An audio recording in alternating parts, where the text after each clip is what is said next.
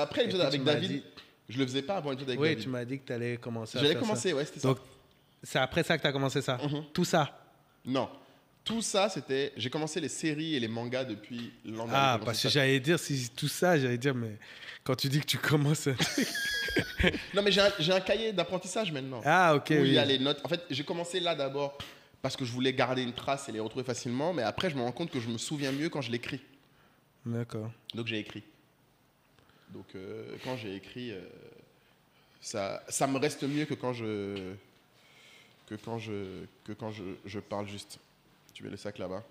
Ok, ça. On envoie la sauce? Let's do it. For the culture. Faut couper là, Couper carrément. Enfin, la redresser. Genre, ouais, tranquille, frère. Avec la TX Factory, découvrez un monde de créativité et d'innovation à travers nos réalisations.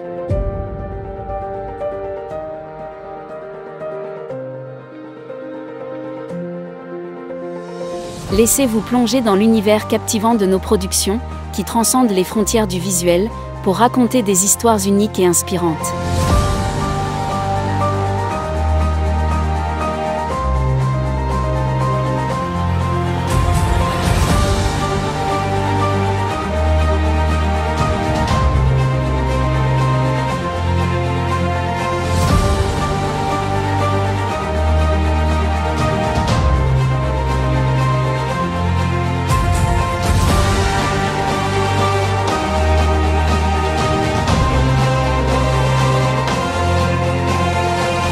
Pour tous vos besoins de production, n'hésitez pas à nous contacter.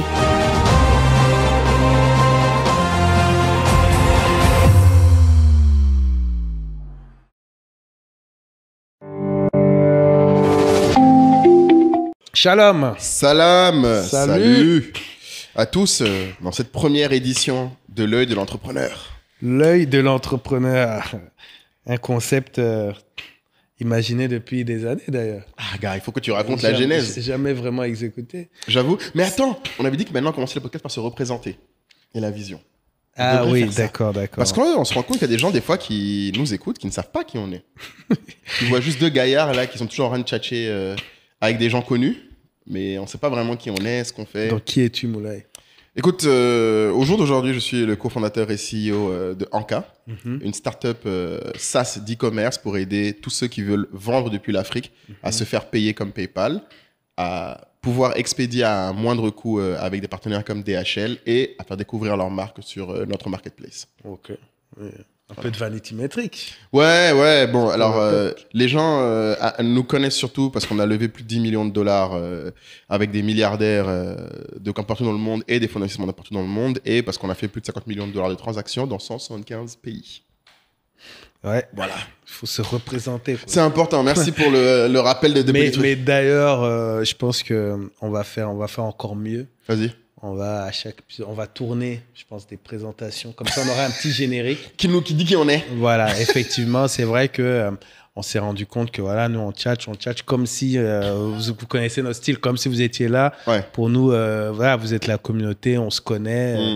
Donc, on n'a pas cette habitude de se représenter. Ouais. Donc, moi, c'est Kai. Donc, je suis cofondateur du groupe Totem Experience, groupe de communication digitale. On est présent dans 7 pays d'Afrique francophone. Et notre vision, c'est vraiment de permettre à tous les acteurs du digital, mais en fait aux Africains en général, de comprendre qu'avec le storytelling et les outils du digital, tu peux créer une communauté, la développer, capter ton audience, booster tes ventes. En tout cas, tu peux booster ton activité grâce au digital. Donc, communément, on va dire agence de communication digitale pour être simple, mais nous, on se présente en groupe si on a une compétence social media, mais aussi influence, création de contenu et également communauté avec notre événement phare qui sont les Adicom Days, avec notamment la Totem Factory qui produit effectivement pas mal de contenu pour les marques, du brand content, du contenu influenceur, on a un studio TikTok, on a tout ce qu'il faut, mais c'est vrai qu'il faut insister sur le fait qu'on peut produire les podcasts pour ceux qui sont intéressés. C'est un format qui plaît de plus en plus à la fois côté auditeur, mais à la fois créateur de contenu. Et on est vraiment ravis en fait, de se rendre compte qu'il il y a vraiment, vraiment un public qui est intéressé par du contenu long. Exactement. Nous, on n'aurait pas pu faire autrement. Dans tous les cas. Et ça ne nous aurait pas intéressé, à vrai dire. Mais ce que je veux dire beaucoup aux gens, c'est qu'en fait, il faut qu'ils comprennent que faire un podcast, il n'y a pas que filmer et enregistrer le son. J'ai déjà enregistré avec beaucoup d'autres gens. Et je tiens à dire qu'à Totem Factory, pour ceux qui ne savent pas, bon, franchement, c'est d'une fluidité et d'un professionnalisme qui est rare. C'est-à-dire que vraiment, il n'y a pas que la qualité du rendu, mais il faut que vous sachiez que l'expérience de tournage, vous voyez là, les interruptions, les choses qui marchent. Par exemple, tous les tournages qu'on a fait, comme depuis que j'ai dit à Sam, vous m'avez jamais arrêté, on s'est jamais arrêté en plein tournage pour changer les batteries. Alors que j'ai remarqué que dès que je tourne avec quelqu'un d'autre, c'est un problème. Attendez, c'est coupé, il n'y a plus de batterie. Attendez, il n'y a plus de nanana. Ici, on a tourné plus de 80 épisodes, ça ne m'est jamais arrivé. Donc tu sens qu'il y a un niveau de préparation, de maîtrise qui est évident. Et en plus, vous avez la compétence que beaucoup de gens négligent. Mais quand tu fais un podcast, très vite, le sujet devient comment je le monétise. Et je pense que vous êtes les meilleurs. Ben, l'avantage, c'est comme je disais, c'est qu'on a plusieurs compétences et donc plusieurs business units. Et donc, on a à la fois le pôle d'incubation de talent, donc avec Iwi, et à la fois le pôle création de contenu. Donc, si vous êtes un talent et qu'on croit dans le projet, on peut à la fois créer le concept et en parallèle utiliser notre réseau de marques, finalement, pour le monétiser. Et mais j'ai hâte parce qu'il y a des projets qui sont en train d'être finalisés, que vous allez voilà, que les gens voient, parce que nous ce qu'on aime faire c'est bien produire toute la séquence avant de dévoiler pour pas perdre de temps, mais voilà, sur des sujets super intéressants. Et on a pas mal de choses. Donc ouais, dites-nous, on va mettre un mail parce que d'habitude on dit juste un mail Factory, et puis on va étudier les demandes. Ouais. Donc voilà, si vous avez envie de lancer un podcast, que vous soyez à Abidjan ou en France. C'est ça. Et puis, comme tu disais, effectivement, il y a les moyens techniques, mais voilà, on a mis les moyens en ressources humaines. Aujourd'hui, la Factory, il y a 6 techniciens dessus. Exactement. Donc voilà, quoi. C'est vraiment quelque chose qu'on prend au sérieux. Donc, n'hésitez vraiment pas, même si c'est juste pour discuter. Pour avoir une idée. On est des passionnés, en fait. Voilà. Donc, c'est ça qu'il faut se dire. Donc on reçoit parfois des gens qui disent j'ai une idée, on dit passe, et puis voilà. Quoi. On y va, on attaque quoi. On y va. Donc ouais, écoutez, maintenant que cette petite longue introduction est terminée, on va l'œil de l'entrepreneur. L'œil de l'entrepreneur. Mais avant ça, on va quand même rappeler la mission du podcast pour ceux qui oublient ou qui ne connaissent pas. Notre mission, c'est quand même de renforcer la culture business. Yes. D'un maximum d'Africains pour vous permettre d'atteindre votre épanouissement. C'est ça qu'il faut jamais oublier. Donc l'objectif, c'est être épanoui. Et après, on a plusieurs moyens et on pense que la culture business est un levier essentiel dans le monde actuel qui est capitaliste comme jamais à tous les aspects pour que vous puissiez justement atteindre ce bonheur et naviguer un peu la complexité de ce monde. C'est ça. La culture business, c'est vraiment c'est ce dont on manque le plus quand on se lance dans j'allais dire l'entrepreneuriat, mais pas du tout. C'est en fait dans la vie active. Dans la vie active. Vous avez besoin de la culture business pour performer en tant qu'employé, pour performer en tant qu'entrepreneur, pour performer en tant que, on va dire même sur vos fameux side business. Exactement. Que vous soyez femme au foyer, homme au foyer, la culture business joue. Il faut comprendre en fait comment l'environnement fonctionne, comment l'argent fonctionne. Et nous, en fait, dans nos discussions, finalement, on apprend l'un de l'autre. On apprend de nos invités. Énormément. Et c'est que ça, en fait. C'est ça qu'on a envie de partager. Il y a une culture business que nous devons développer. C'est vrai que l'Afrique est le pays de l'entrepreneuriat. Tout le monde doit pour survivre. Mais c'est important de comprendre... on a notre petit business, on a notre petit court terme, mais quelle est la big picture et quel est le long terme, quelle est votre vision? C'est des choses sur lesquelles on parle à longueur d'épisode. Exactement. Et donc, les gens peuvent se demander, mais quel rapport entre ça et des séries? Ah, pour la transition. C'est vrai. Parce que c'est ça le point. Je pense que moi, quand tu m'as parlé la première fois de ton projet L'œil de l'entrepreneur, je pense qu'au début, on parlait de livres. Quand on parlait de l'idée de la séquence L'œil de l'entrepreneur. C'était même avant qu'on fasse le podcast que tu voulais faire L'œil de l'entrepreneur sûr. Ouais, c'était peut-être des fiches. Des fiches, ouais, c'est ça. Comme ça. Au début, tu voulais faire quelle est l'idée de L'œil de l'entrepreneur? Parce que les gens on aimerait en faire plus souvent, donc vous nous direz ce que vous en pensez. Ouais. L'idée de L'œil de l'entrepreneur, c'était de se dire, en fait, on a remarqué que quand on est entrepreneur, on a souvent ce truc en commun qui est que quel que soit l'endroit où on est, quel que soit le contenu qu'on consomme, le bon moment qu'on est en train de passer, on peut pas s'empêcher de trouver un lien avec l'entrepreneuriat. Avec le business même. Tu regardes même un dessin animé avec ton fils, tu vas voir un lien, tu vas se dire, punaise, mais... il y a une leçon. Ouais, il y a une leçon, tu vois, que dans la manière dont ils ont mis les couleurs, pourquoi ça intrigue autant mon enfant, etc. Tu vois le marketing, tu vois tout autour de toi comme une possibilité d'apprendre pour ton business. Exactement. Quand tu vas au cinéma, c'est multiplié. Exactement, tout le temps. Tu vois tout ça. Et donc, on s'est dit, ben tiens, finalement, quels sont ces trucs qu'on peut avoir en commun ou pas et qui ont eu un impact sur notre réflexion. Alors, bien sûr, le plus évident, ce sont les livres. On parle toujours des livres. Et d'ailleurs, pour ceux qui sont dans la communauté de Telegram, vous savez qu'on a un book club où on se partage justement des livres à lire et on en discute. Même si Nathalie, tu oublies toujours de m'inviter. Dis pas ça. Elle va venir dire qu'on a loupé trop de book club pour être invité. Ne fais pas le malin. Oui, mais là, c'est de la cancel culture. C'est ça. Elle nous a cancel. Mais nous, on voulait aller plus loin et trouver un format un peu plus léger, à notre image, toujours pour vous montrer un peu finalement notre côté authentique, parce que dans la vraie vie, on parle de ça. Et clairement. c'est vrai qu'il y a des séries. En fait, c'est déjà arrivé même dans les épisodes de dire, t'as pas vu cette série, t'as pas vu ce film, t'as pas vu. Et c'est pas forcément des choses qui ont un lien avec l'entrepreneuriat, mais très souvent, on va dire, il faut absolument que tu le regardes. Ouais. Et en fait, on veut que tu regardes parce que on se dit, écoute, tu vas être impressionné comment tel chef de gang, il gère ses troupes, par Exactement. exemple. Tu vois? Exactement. Et donc, c'est vrai que c'est de la fiction, mais finalement, ça nous amuse. Et je suis persuadé que vous avez, là, pendant qu'on décrit le truc, plein d'idées qui viennent, d'idées de séries en tête. Et moi, je pense qu'en plus, c'est particulier pour moi parce que j'ai un amour particulier sur les séries parce que je suis convaincu que c'est la forme la plus élevée de divertissement éducatif. Mais toi, tu cumules pas un peu tous les clichés parce que tu peux bouffer 4 saisons d'une série en une journée. Oui. Tu peux t'enfermer pour du jeu vidéo. Yep. Et je suis un otaku, tu es Silicon Valley. Ouais, vraiment, mais je suis un cliché ambulant, je sais. Mais j'ai l'impression que ça aide pour lever des fonds aussi. Parce que je vois quand tu te mets en mode levée de fonds, rien n'existe. Rien n'existe. Et d'autres utilisent ce mode-là pour regarder des séries. Exactement, mais c'est le même style, c'est le binge-watching. Oui, c'est ça. Ben exactement. C'est-à-dire tu fais qu'un seul truc. Voilà, mais pareil, même quand je lève des fonds, je regarde toujours Shark Tank. Ah, tu te mets dans le mood, quoi. Je me mets dans le mood. Ouais. C'est-à-dire que ce que je regarde, et je pense qu'on avait parlé quand on a appelé l'épisode Crunch Time, où j'avais dit souvent, vrai. Tu te mets dans le mood. Donc, par exemple, ce que je regarde aussi comme série, en général, c'est assez lié à ce qui en ce moment me travaille. Ce qui en ce moment m'intéresse. Et même si tu l'as déjà regardé, toi. Parce que je regarde beaucoup les séries. Ouais. Bon, selon ma psy, c'est un mécanisme que j'ai pris il y a longtemps pour je sais pas comment on dit ça en français, self-souffle, pour s'auto... tu sais, on a tous des mécanismes pour récupérer notre énergie.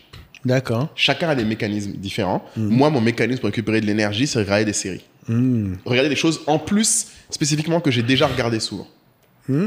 Ça me détend encore plus quand c'est un truc que j'ai déjà regardé, que je connais, et que je suis juste en train d'apprécier de nouveaux aspects dedans. C'est un peu comme un jeu vidéo, comme elle dit souvent. C'est qu'en fait, quand je repasse par des niveaux que je maîtrise, ça me redonne en même temps de la confiance, etc. Donc les séries ont ce truc-là. C'est pour ça que je dis souvent aux gens... j'aime beaucoup les livres aussi pour ça, parce que tu relis... Moi, je relis souvent un livre que j'ai déjà lu avant d'en lire un nouveau. Ouais. Mais les séries ont ce truc en plus de... Tu peux partager. Tu vois, les livres, c'est dur d'amener quelqu'un à lire un livre. Je trouve qu'une série... ça passe. Ouais. Tu vois, ça se partage surtout plus facilement. Qu'en général, les gens sont à la recherche de la bonne série. Exactement, pour se divertir. Il y a moins de gens qui disent « je suis à la recherche d'un bon livre à lire en ce moment ». Ouais, ils vont te le dire, mais ils vont pas forcément le lire tout de suite. Alors que la série, c'est « ouais, t'as un disque dur ». T'as un disque dur, t'as un truc. Et j'avoue qu'en plus, je balance beaucoup, mais moi, j'aime bien partager mes séries. Ah, alors, le disque dur de Moulay dans Abidjan, je peux vous dire que c'est un objet, c'est de la cam, quoi. C'est de la bonne cam. Il y a des bons trucs dedans, ça tourne. Les gens sont prêts à beaucoup de choses pour... Oui, j'ai touché le micro, c'est ça? Ouais. Ben alors, c'est la vie. Ah ouais, on est dur, là. C'est la vie, mon gars. C'est pour dire, Kaï tourne même quand il est malade. Les gens ne savent pas. Mais oui. jambes cassées. Je te jure. J'ai mal à la gorge. Voilà. Mais on a dit un épisode chaque dimanche. On est là. On n'a pas le choix. Voilà, donc non, c'est ce qu'on essaie de faire. Voilà, donc du coup, ouais. Donc c'est très intéressant. Alors, du coup, pourquoi avoir commencé par Billions? Les gens vont nous dire peut-être. Ouais. Pourquoi on a choisi Billions? On aurait pu faire Suits. Vu le nombre de fois on a parlé de Suits, C'est franchement, vrai. Ah oui. on aurait pu faire Suits. Suits qui est la seule, je crois que c'est la seule série que j'ai re-regardée. Ah ouais, sérieux? Ouais. Oh waouh. Ouais. C'est un sacré, sacré endorsement que tu donnes là, Kaï. Ouais, elle dit, mais t'en as pas marre. Mais en fait, je crois que parfois aussi quand tu binge watch, je sais pas si ça te fait ça, tu regardes tellement vite qu'en fait, quand tu regardes 2 ans plus tard, il y a des trucs que tu te souviens vraiment pas. Non, et c'est vrai. Et je maintiens que c'est vrai. Surtout, il y a des choses aussi que tu n'as pas remarqué à l'époque, mais que maintenant que tu as la suite, tu comprends mieux. Et je trouve qu'on apprécie plus le niveau d'art quand tu es assez attentif pour te dire, ah mais attends, quand je sais que dans 2 saisons, il va se passer ça, en fait, depuis cette époque, tu reconnais des signaux, des symptômes que peut-être tu n'avais même pas remarqué avant. Mais on fera suite. C'est vrai qu'en plus, quand on l'avait promis, je crois qu'il y avait eu des commentaires. Des commentaires dans le sens, on le fera, mais je suis un peu chiant. Je dis toujours à Kaï, j'aimerais bien, avant qu'on fasse un entrepreneur, qu'on ait vraiment vu récemment. Donc là, Billions, tu as regardé fraîchement, Kaï. Ouais, bon. Fraîchement, mais je l'ai tellement regardé vite. Et j'ai kiffé, putain. Kaï m'envoie des petits messages le soir en mode, il m'envoie des passages, des screenshots, c'était bon, là, putain. Tu m'as envoyé, j'ai d'abord regardé le premier, puis j'ai mis du temps mais quand j'ai regardé les 2-3 là, j'ai dit, ah ouais, c'est un fou. C'est un fou. Donc le pitch. De Billions? Ouais. Alors on prévient, hein, spoilers. Nous, on y va à fond. Hein. Si vous n'avez pas regardé la série, si les spoilers vous dérangent, commencez la série, regardez après. Problème. Voilà. Tant pis. Si on a 1000 vues, c'est pas grave. On a 1000 vues, c'est pas grave. Donc Billions, spoilers, l'histoire tourne autour de 2 personnages et une 3e qui les unit. Donc d'un côté, il y a le milliardaire Bobby Axelrod, qui est l'incarnation du mec qui vient du ghetto, qui a gagné beaucoup d'argent et qui devient milliardaire. Et de l'autre côté, il y a Chuck Rhodes, qui est le fils de riche, qui lui, maintenant, a le rêve de devenir un politicien de haut niveau et qui est aujourd'hui procureur de l'État de New York. Exactement. Ce qui est intéressant de préciser, c'est que Bobby, il est certes venu du ghetto, mais il est blanc. Blanc. Ce qui est très rare. Ouais, mais ça va être important ensuite parce que ça joue. Chaque fois qu'on dit, c'est bon, tu te la racontes, tu viens du ghetto, mais n'oublie pas que t'as le white privilege. T'as le white privilege, exactement. Donc c'est vrai qu'on lui fait la remarque en plus parfois. Et dans cette série, il y a plusieurs niveaux. Ce que j'aime beaucoup dans cette série. Et donc, pour conclure la synopsis, ce qui les lie, ces 2 personnages, ce qui fait l'histoire, c'est que l'associé de Bobby Axelrod, qui est sa coach performance, donc qui est une psychologue, Wendy Rhodes, est la femme de Chuck Rhodes. Du procureur. Donc c'est là où les gens vont se dire, ouais, bon, déjà, c'est tiré par les cheveux. C'est tiré par les cheveux. On s'entend. Mais ce qui est intéressant, c'est que tu vois tout au long de la série qu'en fait, il y a eu plusieurs saisons dans leur vie. Donc quand la série commence, ils se connaissent depuis tous des années. Ils se connaissent depuis des années. Wendy, donc la psy. Enfin, toi, tu dis plus coach en performance? Je dis psy que plus coach en performance. Qu'en fait, c'est tout le débat après. C'est qu'en fait, c'est une psychologue qui fait le métier de coach en performance. Et que justement, du fois, elle a des frontières qu'elle a des mal à respecter. Parce qu'en tant que psy, elle a une déontologie. Mais d'ailleurs, je pense qu'on pourrait commencer par ça. C'est sur la description des personnages, c'est peut-être ce qui nous fascine, ce qui les rend fascinants. Fascinant, ouais. Et moi, c'est vraiment, je pense peut-être, t'as dû discuter avec plus de gens qui ont suivi la série. Vas-y. Mais le fait d'avoir mis comme personnage central la psychologue de l'entreprise, je trouve que c'est ce qui différencie ce show de tous les shows business. Ouais, clairement. Parce que du coup, on te met vraiment le mental au cœur. Au cœur. De la performance, des décisions, des erreurs comme des succès. Et elle est super forte. Elle est incroyable. Elle est super forte. C'est-à-dire que bon, après, il y a le truc où elle connaît tellement bien le CEO. Que même les autres gens. Qu'elle arrive à le lire, mais également les employés. Et elle, son job, c'est de faire en sorte, parce qu'ils sont dans un milieu de traders qui est très épuisant, très éprouvant mentalement, c'est de les, entre guillemets, les retaper parce qu'ils ont identifié qu'il y aura forcément des baisses. Et qui craquent sous la pression. Exactement. Et donc, elle est là et on voit des séances où il y a, parce qu'il y a des personnages secondaires qui performent moins, donc ils viennent la voir et ils essayent de comprendre pourquoi. Et elle a cette capacité, du coup, c'est la bonne question. Et du coup, c'est des questions que toi-même, tu vas te poser. Ouais. Et quand tu te les poses, tu te dis, oula, qu'est-ce que j'aurais répondu à ça moi-même, en fait. Et c'est super intéressant aussi ce que tu décris, parce que c'est vrai que les show business ont tendance à mettre l'émotion et les sentiments sont visibles que dans les craquages. C'est rarement un outil pour le succès. Ouais. Si tu veux. À part le côté des fois où les gens écrasent les autres Exactement. à cause de leurs émotions. Mais là, c'est beau. Elle réussit à créer ce truc où tu vois bien qu'en fait, si tu fais abstraction, ça peut te péter à la gueule comme tu peux perdre des opportunités pour réussir. C'est ça. Et c'est vrai que pour faire vite fait la comparaison, dans Suits, tu n'as pas vraiment cet aspect-là. Ça arrive très tard. Ça arrive très tard. C'est ça. Et surtout, ce que j'aime bien comparant à Suits, c'est que dans Suits, la personne qui joue un peu ce rôle-là, c'est Donna, qui va jouer un peu l'interprète des sentiments des gens. Oui, c'est ça. Mais le problème, c'est que Donna n'est pas une professionnelle. Donc, tu vois quand, par moment, elle-même, elle a les limites de son interprétation. Il y a des trucs qu'elle interprète, mais elle ne sait pas pourquoi. Alors que vraiment, Wendy Rhodes, même quand elle ne sait pas pourquoi, elle sait guider les gens pour qu'eux trouvent. Et c'est là où tu vois d'ailleurs que, en termes de rapidité et de qualité, ça n'a rien à voir avec un professionnel psychologue que quelqu'un qui est juste très doué. Donna est juste très douée. Mais elle n'a pas l'entraînement, la méthodo. Et d'ailleurs, plus tard dans la série, ce qui est intéressant aussi, c'est que tu vois que Wendy Rhodes, à un moment, ça lui pète à la gueule. Le fait qu'elle soit une vraie psy, elle a des contraintes que des fois, elle ne respecte pas. Et donc, c'est là où les gens comprennent que ce que je dis souvent, un psychologue qui est formé, un vrai, a des contraintes. Il ne peut pas devenir ton ami. Enfin, c'est pas quelqu'un qui doit te comprendre. Ouais. Et des fois, parce qu'elle fait ça, elle passe au-dessus de la ligne, en bien ou en mal.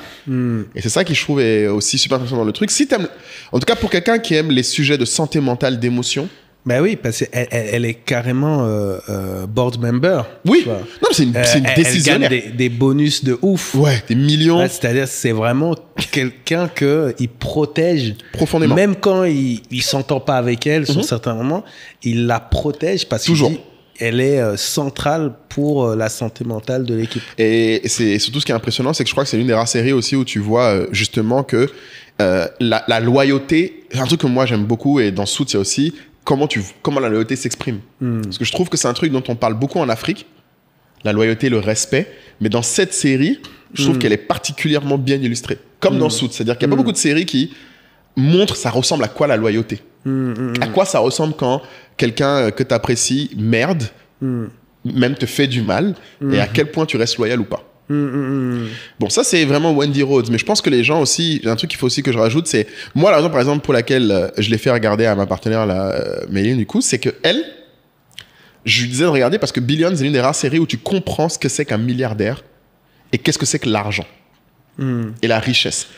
Le mec, il a des argumentaires pour faire regarder. Non, c'est important. Non, mais il faut que les gens sachent. Parce que, Kaï, je sais pas si toi... non, mais d'accord. Non, mais t'as raison. Parce que moi, je dis juste, tu devrais regarder, c'est bien. Cool. Ouais, voilà, t'as pas trop de points. Mais est-ce que toi, t'as senti ça? Je te demande si toi, t'as senti dans cette série la différence entre les niveaux de richesse dans la vie.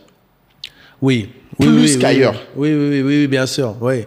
Bah, après, ils font tout pour... En fait, dans certaines séries, ils te montrent des gens très riches. Tu vois. Après, tu as l'habitude de dire ces clichés. Après, quand tu vis... c'est tellement déconnecté. Exactement. De nous que...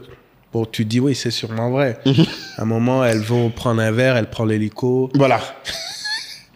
Et puis, ça m'a fait passer. Il y a des gars dans le bar qui disent, les filles, je peux vous offrir un verre. Non, je peux vous ramener. Mais en anglais, c'est I can drive you. I can drive you, moi. Et puis, elle dit... on prend pas la voiture. On prend pas la voiture, ouais. Et puis après, tu vois, donc ouais, c'est totalement connecté, ou des coffres à la maison, ou ce genre de choses. Mais moi, c'est pas ce qui t'a marqué. Non, c'est pas ce qui m'a le plus marqué, parce qu'à partir du moment où on dit que c'est un milliardaire, je me dis, bon, avec tout ce qui va avec, tu vois. C'est intéressant, tu vois. Moi, ça, c'est un truc que je pense que... Ou bien tu parlais pas de l'aspect matériel. Non, tu parlais pas de l'aspect matériel. De la hiérarchie au sein des gens riches. C'est la première série pour moi, et c'est pour ça que le titre, je trouvais vraiment bien choisi, Billions. Tu comprends qu'être milliardaire, c'est pas être millionnaire. Ah, c'est le fuck you money, comme il dit. Voilà. Non, mais il y a du fuck you money millionnaire, mais il y a fuck you money, ça veut dire que vous pouvez dire... Vous pouvez dire fuck you à qui vous voulez. Ça sert à rien d'avoir autant d'argent si tu peux pas dire fuck you à qui. Exactement. Mais ce qui est intéressant, c'est que tu découvres aussi que même parmi les gens riches, même parmi les millionnaires, il y en a certains, ils ne peuvent pas dire un certain niveau de fuck you. Parce qu'il y a des risques qu'ils prennent à cause de leur rythme de vie ou à cause de leur image qu'on oublie. Et moi, ce que j'ai adoré, c'est que dans cette série, par exemple, tu sais, les gens, je trouve, banalisent le mot milliard. On parle trop des milliardaires maintenant comme si c'est rien. Et souvent, je ne sais pas si j'avais déjà fait l'exercice, mais tu sais la différence entre 1 million de secondes et 1 milliard de secondes. Non. Les gens ne se rendent pas compte. 1 million de secondes, c'est 11 jours et demi. Ah oui, oui, tu avais dit ça. 1 milliard de secondes, c'est 31 ans. Et dans cette série, c'est la première fois où je pense que tu ressens ça du point de vue argent, parce que Bobby Axelrod et les autres milliardaires, la façon dont ils traitent les gens qui sont millionnaires, leurs employés sont millionnaires. Tu vois, par exemple, leurs employés font des millions. Mais ils font allégeance. Et ce que eux ils peuvent faire n'a rien à voir avec ce que... Comme les autres disent à un moment, ils disent, Bobby Axelrod, ils disent, mais en fait, toi, t'es un État. Et c'est vrai. À un moment, tu sais, souvent, les gens lui font la remarque, ils disent, you're a warlord state. En fait, à lui seul, il a autant d'argent qu'un État. Donc, le niveau de choses qu'il peut accomplir n'a rien à voir avec quelque chose que quelqu'un a des millions peut faire. Et je trouvais qu'il n'y a pas beaucoup de séries. Il y a beaucoup de séries à des gens riches. Mais il y a très peu de séries où il y a plusieurs niveaux de richesse qui s'opposent et qui se confrontent sur la réalité. Il n'y a pas beaucoup de pauvres, par contre. Si tu regardes dans cette série, très peu de pauvres. On les voit à peine. Il y a tout type de riches. Et tu as les riches aussi, je trouve qui est génial. Tu as aussi un aspect qui m'a passionné dans cette série, moi, c'est que tu vois aussi que les riches ont leurs propres problèmes. Oui, ça, oui. Tu peux pas le voir. Mais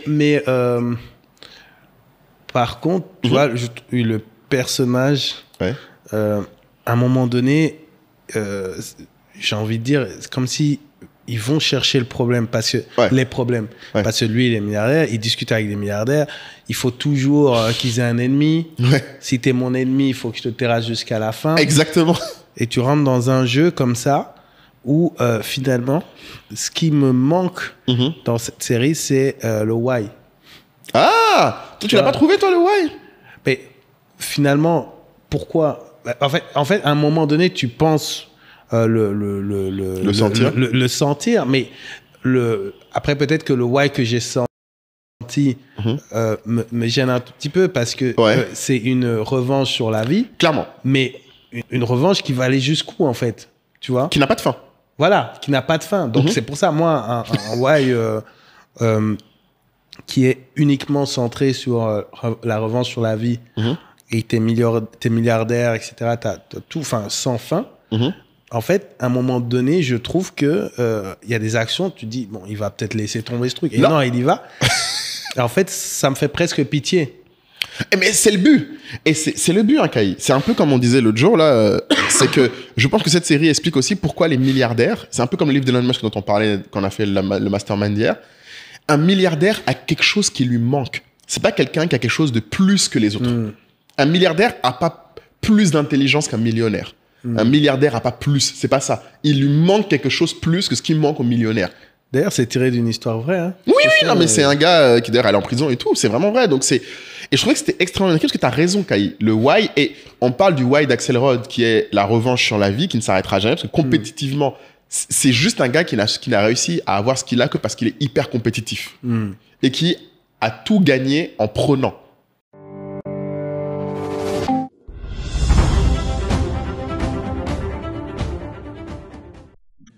Alors, bonjour à tous. Cette semaine, retour sur l'épisode 81 en compagnie de Patrick Fanjo qui nous dévoile l'histoire de comment est-ce qu'il a quitté des reportages de guerre en entrepreneuriat en Afrique. En compagnie, bien sûr, de Kaye Moulay. Dans la rubrique Open Discussion, vous trouverez cette semaine les 50 personnes afro les plus influentes de France. Également aussi, est-ce que vous saviez qu'il était possible de générer des images avec Facebook ou bien avec WhatsApp? Dans la rubrique risquée, Brice nous partage les attitudes à adopter lorsqu'on commence sa vie salariale avec un petit salaire. Delvic nous partage la théorie des 6 degrés de séparation. Dans la rubrique Congosa Business, merci à Ariel, notre reporter terrain, qui nous partage une grosse stratégie du Maroc qui est en train de racheter plein de boîtes en Afrique, notamment ils ont déjà investi plus de 800 millions de dollars.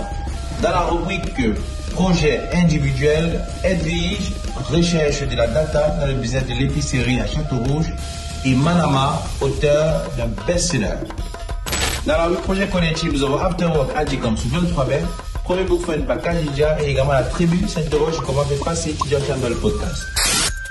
Nous avons deux profils exceptionnels à vous présenter cette semaine. François Tetti et Emmanuel K, qui a déjà fait sensation sur l'expertise au niveau des campagnes pay-per-click. N'oubliez pas, chaque semaine est toujours une nouvelle opportunité de travailler ensemble. À très bientôt. Lui, il gagne quand il prend. Il crée très peu. C'est pas son truc. En fait, c'est-à-dire, les fois où il a créé des choses, tu vois, c'est pas un entrepreneur au sens de quelqu'un qui est content quand il crée des jobs, il s'en bat les steaks. Lui, c'est pour ça qu'il est super comme financier. C'est quelqu'un qui aime les jeux à somme nulle. Qui aime quelqu'un gagne, quelqu'un perd. Ouais, d'ailleurs, tu vois bien qu'il commence à parler de la fondation ou d'acheter une équipe de football, que quand il voit ce que ça peut lui rapporter en termes d'influence. Exactement, et de gagner quelque chose. Et c'est ça qui est magnifique. Mais de l'autre côté, tu as Chuck Rhodes aussi dans le why, et je trouve est passionnant. Parce que lui, il a le why opposé dont on entend très peu parler. Parce qu'il faut savoir que Chuck Rhodes, on a oublié de le dire, mais il est fan du sadomasochisme. Pour être précis, il est masochiste, pour être très précis. Et c'est un truc qui, moi, m'a passionné parce que je trouvais qu'on a très peu de séries. Tout comme Wendy. Bon, elle le fait plus pour lui. Oui, c'est ce qu'on découvre. C'est ce qu'on découvre après. Mais ça, c'est un autre détail. Mais ce qui est ouf, c'est que je trouve que son why à lui, tu vois, le why de est-ce que je serais assez bien, est-ce que je vais faire mieux que mon père. Ouais. Tu vois. Et c'est d'ailleurs, souvent je dis aux gens, mon personnage préféré dans Billions, c'est même pas Axelrod. C'est le père de Chuck Rhodes. Ah, il est exceptionnel. En fait, c'est un daron africain. Ouais. Chuck Rhodes senior. Ouais, c'est vrai. En fait, des fois, il sort des trucs et je pense que si tu regardes les extraits que j'ai choisis, il y en a énormément, c'est lui. C'est mon gars. C'est-à-dire que c'est ce gars. En fait, et c'est quand j'ai regardé cette série, je pense que c'est l'une des premières fois où j'ai dit, il faut qu'on arrête de fatiguer les darons africains. En fait, il faut qu'on arrête de leur demander de changer qui ils sont. Parce qu'en fait, lui, il te montre vraiment qu'il vient d'une époque où c'était que ça qui pouvait marcher et qu'encore aujourd'hui, sa façon de penser, malheureusement, marche. Et c'est très difficile à accepter parce que lui, les émotions, Non, mais attention, ça marche dans un certain secteur. Pour la politique. Pour la politique. Ouais. Et pour le pouvoir. Pour être très précis. Lui, c'est un homme de pouvoir. Si tu veux le pouvoir, il y a des choses que tu dois faire et que tu ne peux pas calculer. Et c'est le personnage, je pense, qui incarne le plus ça. Et c'est ce qui est passionnant, je trouve, dans le why de Chuck Rhodes, c'est que lui, du coup, il est sensible. Ce qui est terrible, c'est que du coup, il a été façonné comme ça. Et tu vois tout ce que ça crée quand quelqu'un est façonné dans un monde où tout ce qui compte, c'est le pouvoir. Et même son amour avec sa femme. Je trouve qu'il a plus dans la série, au fil des saisons, de petites crises existentielles, c'est-à-dire pourquoi je fais ça finalement, que Bobby. Non, je pense que c'est juste que chaque saison, si tu regardes, chaque saison, c'est l'un d'entre eux passe par une crise. La première, c'est Axelrod qui passe par une crise. La deuxième, c'est lui qui passe par une crise. La troisième, c'est ils sont tous les deux en crise. Et la quatrième, ils se mettent ensemble. Bref, les gens verront au fur et à mesure, mais ils passent tous par des crises. Je trouve que c'est juste que le Bobby et Axelrod sont plus légères parce que lui, malheureusement, ces crises se passent au détriment du personnel, pas du professionnel. Alors que Chuck, c'est en général le professionnel qui prend cher. Ouais, personnel a pris cher aussi. À la fin, mais pendant les 3-4 premières saisons, lui, c'est les pros où il se prend vraiment des béquilles incroyables. Moi, c'est le truc de jusqu'où t'es prêt à aller pour obtenir une victoire professionnelle. Tu vois? Oui, mais parce que mais c'est passionnant parce que justement, eux, ces deux personnes, comme j'ai dit, c'est ce qui est beau. Les gens comprennent quand tu les vois. Quand tu es un milliardaire ou que tu es à un certain niveau de procureur d'État, là, il faut qu'il te manque quelque chose. Et ce qui leur manque à eux, c'est qu'ils n'ont pas de limite. Ils n'ont pas d'objectif en mode c'est assez. Ce truc, à un moment que chacun a en disant « Ah, je suis fier de moi, c'est assez ». Eux, à chaque fois qu'ils ont un succès, tu les vois immédiatement, ils savourent même pas. D'ailleurs, c'est très marrant dans la série, tu vois, ils célèbrent quasiment jamais leur succès. Axelrod, son anniversaire est un parfait exemple. À chaque fois qu'il gagne un deal, tu le vois jamais célébrer. Et pareil, Chuck Rhodes. Même quand il va gagner, son étape d'après, ça va être, au lieu de dire « Ok, j'en profite », il va vouloir s'accrocher pour encore continuer avec ça. Donc, c'est quelque chose qui leur manque. Je pense que ce serait bien de mettre un extrait, genre. Ouais, parce que d'ailleurs, on aurait peut-être dû commencer par ça pour les extraits. Pour pas perdre les gens. Non, pour les gens qui veulent. Non, mais parce que tu sais, sur le premier extrait, la Mastery, je voudrais juste rappeler un truc sur le personnage de ce milliardaire, parce que peut-être que on l'a pas précisé, mais c'est quelqu'un qui est extrêmement brillant Oui. dans ce qu'il fait. Extrêmement. C'est-à-dire qu'il est plus fort que tous ses employés. Ouais. Il est plus fort que ses concurrents. C'est-à-dire même ses concurrents reconnaissent qu'il est fort. Il est très, très fort. Exactement. Et sa force, alors, elle vient de son habilité à sentir le marché. Mais après, c'est là où il y a la frontière. C'est que il a tellement cette réputation d'être le plus fort qu'il franchit parfois la ligne et faire ce qui est interdit normalement dans le monde financier. C'est-à-dire qu'il va aller chercher des infos qui est normalement qualifié, ce qui est normalement qualifié de délit d'initié. Oh, il le fait à fond. C'est-à-dire qu'il va chercher des infos, fait qu'il sait exactement où investir. Avant les autres. Avant les autres. Donc, ça peut lui arriver. Donc, il va avoir ce côté sombre comme ça pour gagner. Parce qu'il ne peut pas se permettre de revenir en arrière en termes de progression, en fait. Et c'est clair. Et surtout, ce que moi, j'ai trouvé passionnant là-dedans, c'est que lui, il considère que c'est limite les règles du jeu. Souvent, il explique aux gens, mais qu'en fait, le but du jeu, c'est l'information et la savoir l'analyser. Que donc, même si tu es le meilleur analyste, si tu ne sais pas où trouver l'info, et d'ailleurs, c'est ça. C'est le moment qui est passionnant. Moi, un des passages que j'ai beaucoup aimé, je pense qu'on mettra, donc tu as le moment Mastery qu'on vous mettra, qui est, c'est quand même, c'est 23 secondes, ça va. Quand il remet à la place un de ses employés, donc ça, on vous le met. Voilà. Quand il dit bien vu, Axe. My cholesterol's high enough. Don't butter my ass, Danzig. Just get smarter. Your read was good with the information you had. You're new.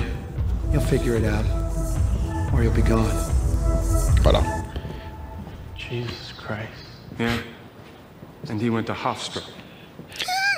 Donc c'est la première fois que quelqu'un bosse avec lui. Et c'est là où moi je trouve qu'il était passionnant en ce moment, c'est que l'autre après lui dit bien vu, et il lui explique en fait, arrête d'essayer de me dire que c'est stylé. En fait, il ne prend aucun plaisir à ce qu'on lui dise qu'il est le plus fort. Parce que les gens pourraient croire que c'est un milliardaire, donc il prend plaisir à sa richesse. Lui, limite ça lui est égal. C'est juste une façon de tenir le score. Mais c'est avoir raison qui compte. Et donc du coup, ce que je vais te mettre comme moment, c'est quand il parle avec... Il y a plusieurs moments qui m'ont marqué. Et il valorise énormément les employés qui lui apportent des infos qu'il n'a pas. Mais c'est ça qui dit que justement les gens sont censés être là pour ça. C'est ça, c'est lui, il s'en fout de tous ces trucs de tu es aussi bon analyste que lui. D'ailleurs, c'est pas ça qui l'intéresse, c'est pas à quel point tu sais dire 1 + 1 = 2. C'est à quel point tu sais trouver si c'est 1 ou c'est 2. Si c'est 3 ou c'est 4 qui va être ajouté. Donc c'est là où je trouve ça intéressant. Après, il y a les moments, on parle pas assez de sa femme. Je trouve qu'il y a un personnage aussi incroyable, Lara. Oui, mais au fil des saisons... Un peu moins, mais je trouve qu'au début, moi, ce qui m'a beaucoup accroché, c'est que même comment ils éduquent leurs enfants, non, elle vient mais vraiment même du ghetto. Un truc aussi qu'on s'était dit, c'est une des rares séries où tu vas avoir un milliardaire qui peut avoir tout ce qu'il veut et qui est avec sa femme. Et qui est fidèle. Marié, il aime sa femme, il aime ses enfants, alors que chaque fois on veut dépeindre le milliardaire tu vois, vicieux, à la conquête de toutes les femmes. Et donc ça c'était ça change par rapport aux séries non, c'est ça. Et c'est très intéressant parce que du coup, tu vois justement, Lara, c'est vraiment la personne qui montre le côté ghetto. Et l'un des moments que j'ai choisi, moi, c'est quand elle met un coup de pression aux gens. Elle met souvent des coups de pression aux gens, Lara. Y compris à Axelrod, d'ailleurs. Elle lui met des coups de pression, mais du et futur. En fait, elle fait souvent ça, même sans qu'il soit au courant. Exactement. C'est-à-dire qu'en gros, elle est là... en backup. En backup, quoi. Ouais. Non. Après, j'ai mis le passage où Rich Men Don't Cheat. Je l'appelle le passage où la go lui parle et qu'il il hésite. Et après, il lui dit non, moi, juste, je vais pas tromper ma femme. Quoi. La meuf m'est choquée de voir un milliardaire qui... C'est une chanteuse en plus, jolie. Nanana. Et tu vois en plus qu'elle est clairement son genre. Parce qu'on dirait sa femme. Et il dit non, tu vois. Et c'est vrai que c'est rare qu'on voit pas ça. Maintenant, je crois la partie qui est vraiment intéressante pour moi, Attends, mais là, tu veux que le montage, il le fasse comment, là? Franchement, les gens l'ont calé sur mon TikTok s'ils veulent. On mettra les épisodes. Tu veux qu'ils mettent comment? Les messages de 3 minutes? Mais si, mais le montage de 3 minutes, ça va être long pour les gens. Est-ce que les gens veulent? Dites-nous en commentaire si vous auriez voulu qu'on mette... L'œil de l'entrepreneur, on commente les extraits ou pas? Tu veux mettre l'extrait de quand il ne cheat pas? Ou l'extrait... Non, mais au moins au montage. Au montage, on peut. Mais du coup, ouais... Il peut mettre le montage, j'ai le passage. Il y a plein de gens qui n'ont pas vu. Ouais. On mettra le montage. On mettra le passage de Rich Men Don't Cheat. C'est 3 minutes de épisode 4, saison 1. Mais du coup, ce passage, tu vois aussi, tu vois que contrairement à beaucoup d'hommes riches, la raison pour laquelle lui ne trompe pas aussi sa femme, c'est que ce qui lui manque, ce n'est pas de l'affection, ce n'est pas de la reconnaissance des gens. Et tu le sens dans cette discussion, je trouve, c'est que beaucoup d'hommes riches n'ont pas eu avant l'affection des femmes, n'ont pas eu, d'ailleurs j'en parlais avec des amis, souvent les hommes africains, très jeunes, les meufs les calculent pas.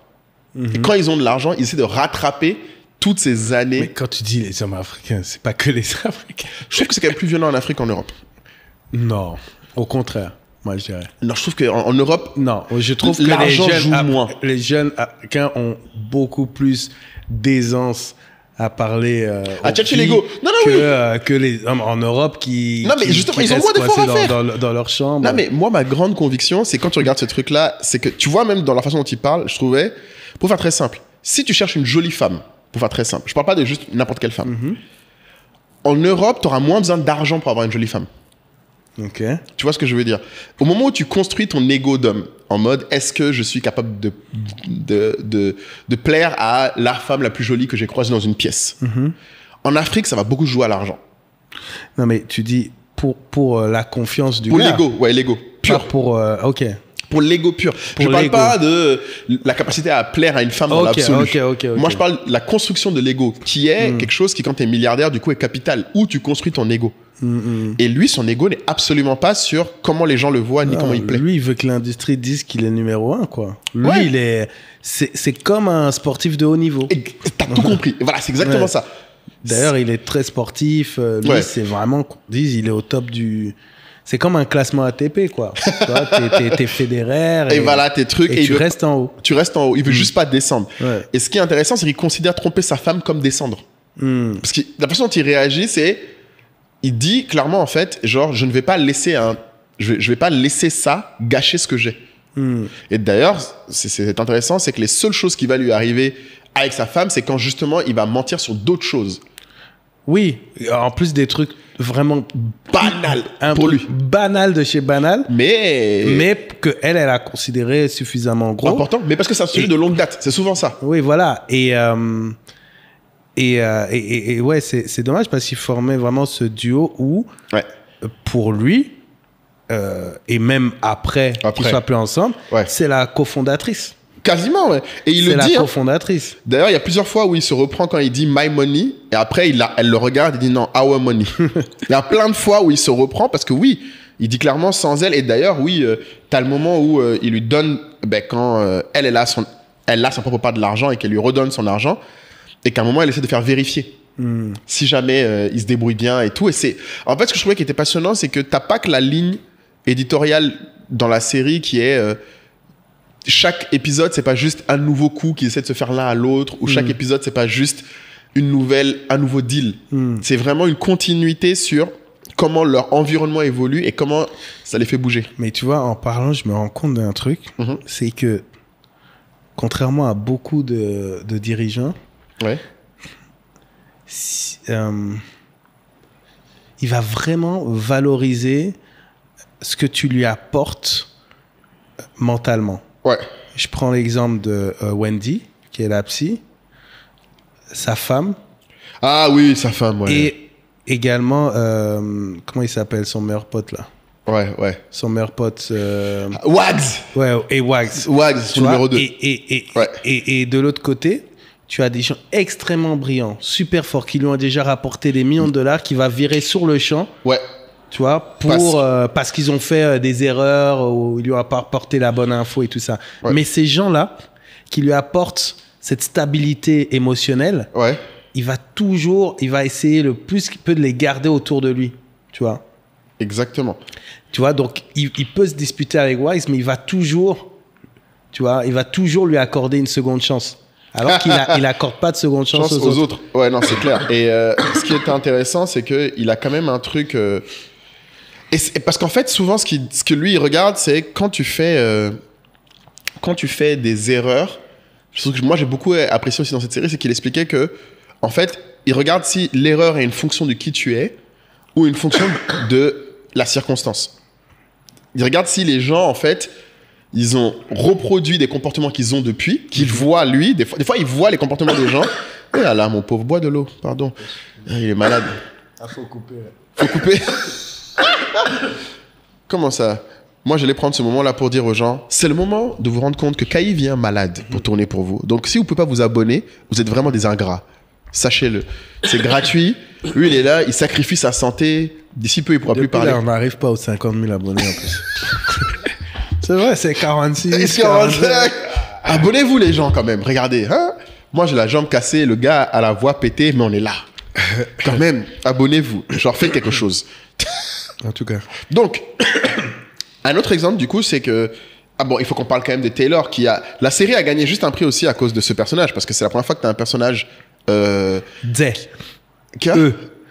Exactement. Day. Exactement. Un personnage qui est... Alors, Taylor est non-binaire. C'est toi qui connais ces histoires. Ouais, elle est pas trans, elle est non-binaire. C'est ça, elle est non-binaire. C'est un personnage non-binaire. Qui est donc, une fois ni comme homme ni comme femme. Et qui est, en fait, du coup... Bon, la seule façon dont je peux présenter Taylor souvent quand je dis aux gens, c'est en fait Axelrod jeune, quoi. Genre, et c'est... Là, par contre, l'extrait, je pense qu'on peut le regarder, c'est que j'ai choisi un extrait, justement, où... Quand il se rencontre pour la première fois, et il négocie. Ouais, parce que c'est un personnage qui arrive en tant que stagiaire, qui sort de l'université. Voilà. Et donc là, je pense que c'est la première fois qu'il discute. En fait, non. Il y a la première fois où... il les rencontre. Quand il les rencontre, c'est pas trop ça. Parce qu'il est impressionné par leur analytique. Tu vois, il se dit, ah, il est bon, pas de souci, ok. Mais après, le moment, moi, je trouve qui était marquant, c'est, voilà, le moment où il parle de... Quand il négocie. C'est-à-dire qu'il négocie le premier salaire. Voilà. Thank you for backing the idea. It really means a lot. What do you care? I know you already turned down a job here. Voilà. There's nothing on the line for you, so what do you care? I just like being right. Tu vois. No. There's something else. Voilà. You were testing me. Tu vois, Taylor le testait. You still are.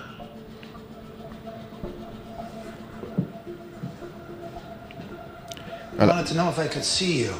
Behind my face, see what you saw. I wanted to know if you're as good as they say. I am, so why are you leaving? I just wanted a moment with you. Best advice you'll get. Don't settle for just one. Voilà, ne prends pas qu'un seul moment avec moi. Si tu penses que je suis fort, $750 a year. voilà. That's double entry level Fernandez. I'm getting my MBA in Chicago under Eugene Fama, the Nobel laureate. Come on, Farmer's an egghead. Get an education right here. I'm making $1 million a year. Il lui offre 1 million par an. What? 375 or 750 or $1 million? It's all the same to you? It's an abstraction? I don't know if you can understand. Voilà. Maybe me being the way I am, but just breathing the air here can be discomforting. Tu vois, c'est là. Lui a le privilège d'être un male cis, alors qu'elle est binaire. No. You don't belong here. Voilà. You're outside it all. Sometimes you catch yourself watching all the people like they're another species. Some you retreat behind your aquarium walls, watching. But you don't realize, Taylor, that glass, it's not a barrier. It's a lens. Voilà. It's an asset. It's what makes you good. You see things differently. That's an edge. What about a week-to-week deal? Done. We'll prorate the million, 19,000. $19,230.77. Hourly, $114.47. $240.38. Voilà. 80 hours a week. There's No. 168 hours in a week. That's what you're paying for. Everything. 24/7. Cette partie m'a tué. C'est-à-dire que Regarde comment il est. il est fan. Non mais tu vois, et on dirait il est amoureux. Moi je Ouais, c'est clair. c'est un coup de foudre, c'est-à-dire Ouais. professionnel. Ouais. Et c'est ce que je souhaite à tous ceux qui sont des salariés, c'est d'avoir ce genre de coup de foudre professionnel avec leur boss. Parce que il y a tellement de niveaux dans le truc, c'est que vraiment tu as le niveau d'abord, bon ben, je voulais voir si tu vois que je suis bon. Donc on est tous les deux bons, est-ce que tu vois? Après tu as le niveau de, ok je suis bon, mais peut-être que je suis mieux à aller faire de la recherche.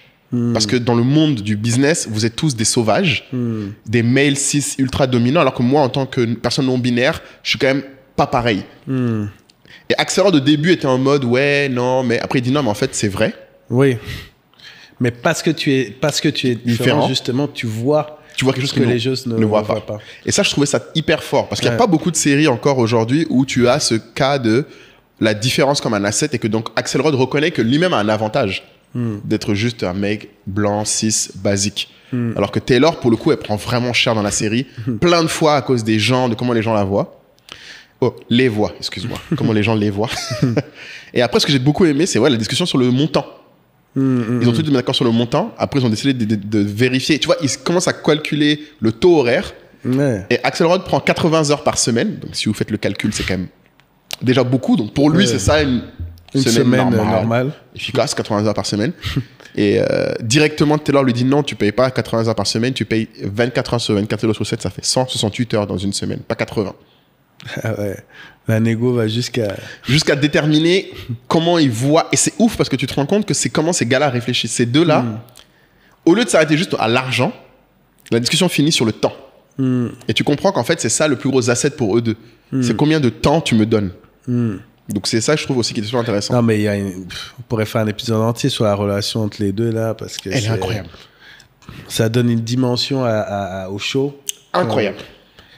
Tu te dis, c'est qui stagiaire qui débarque, tout ça, mais ouais, c'est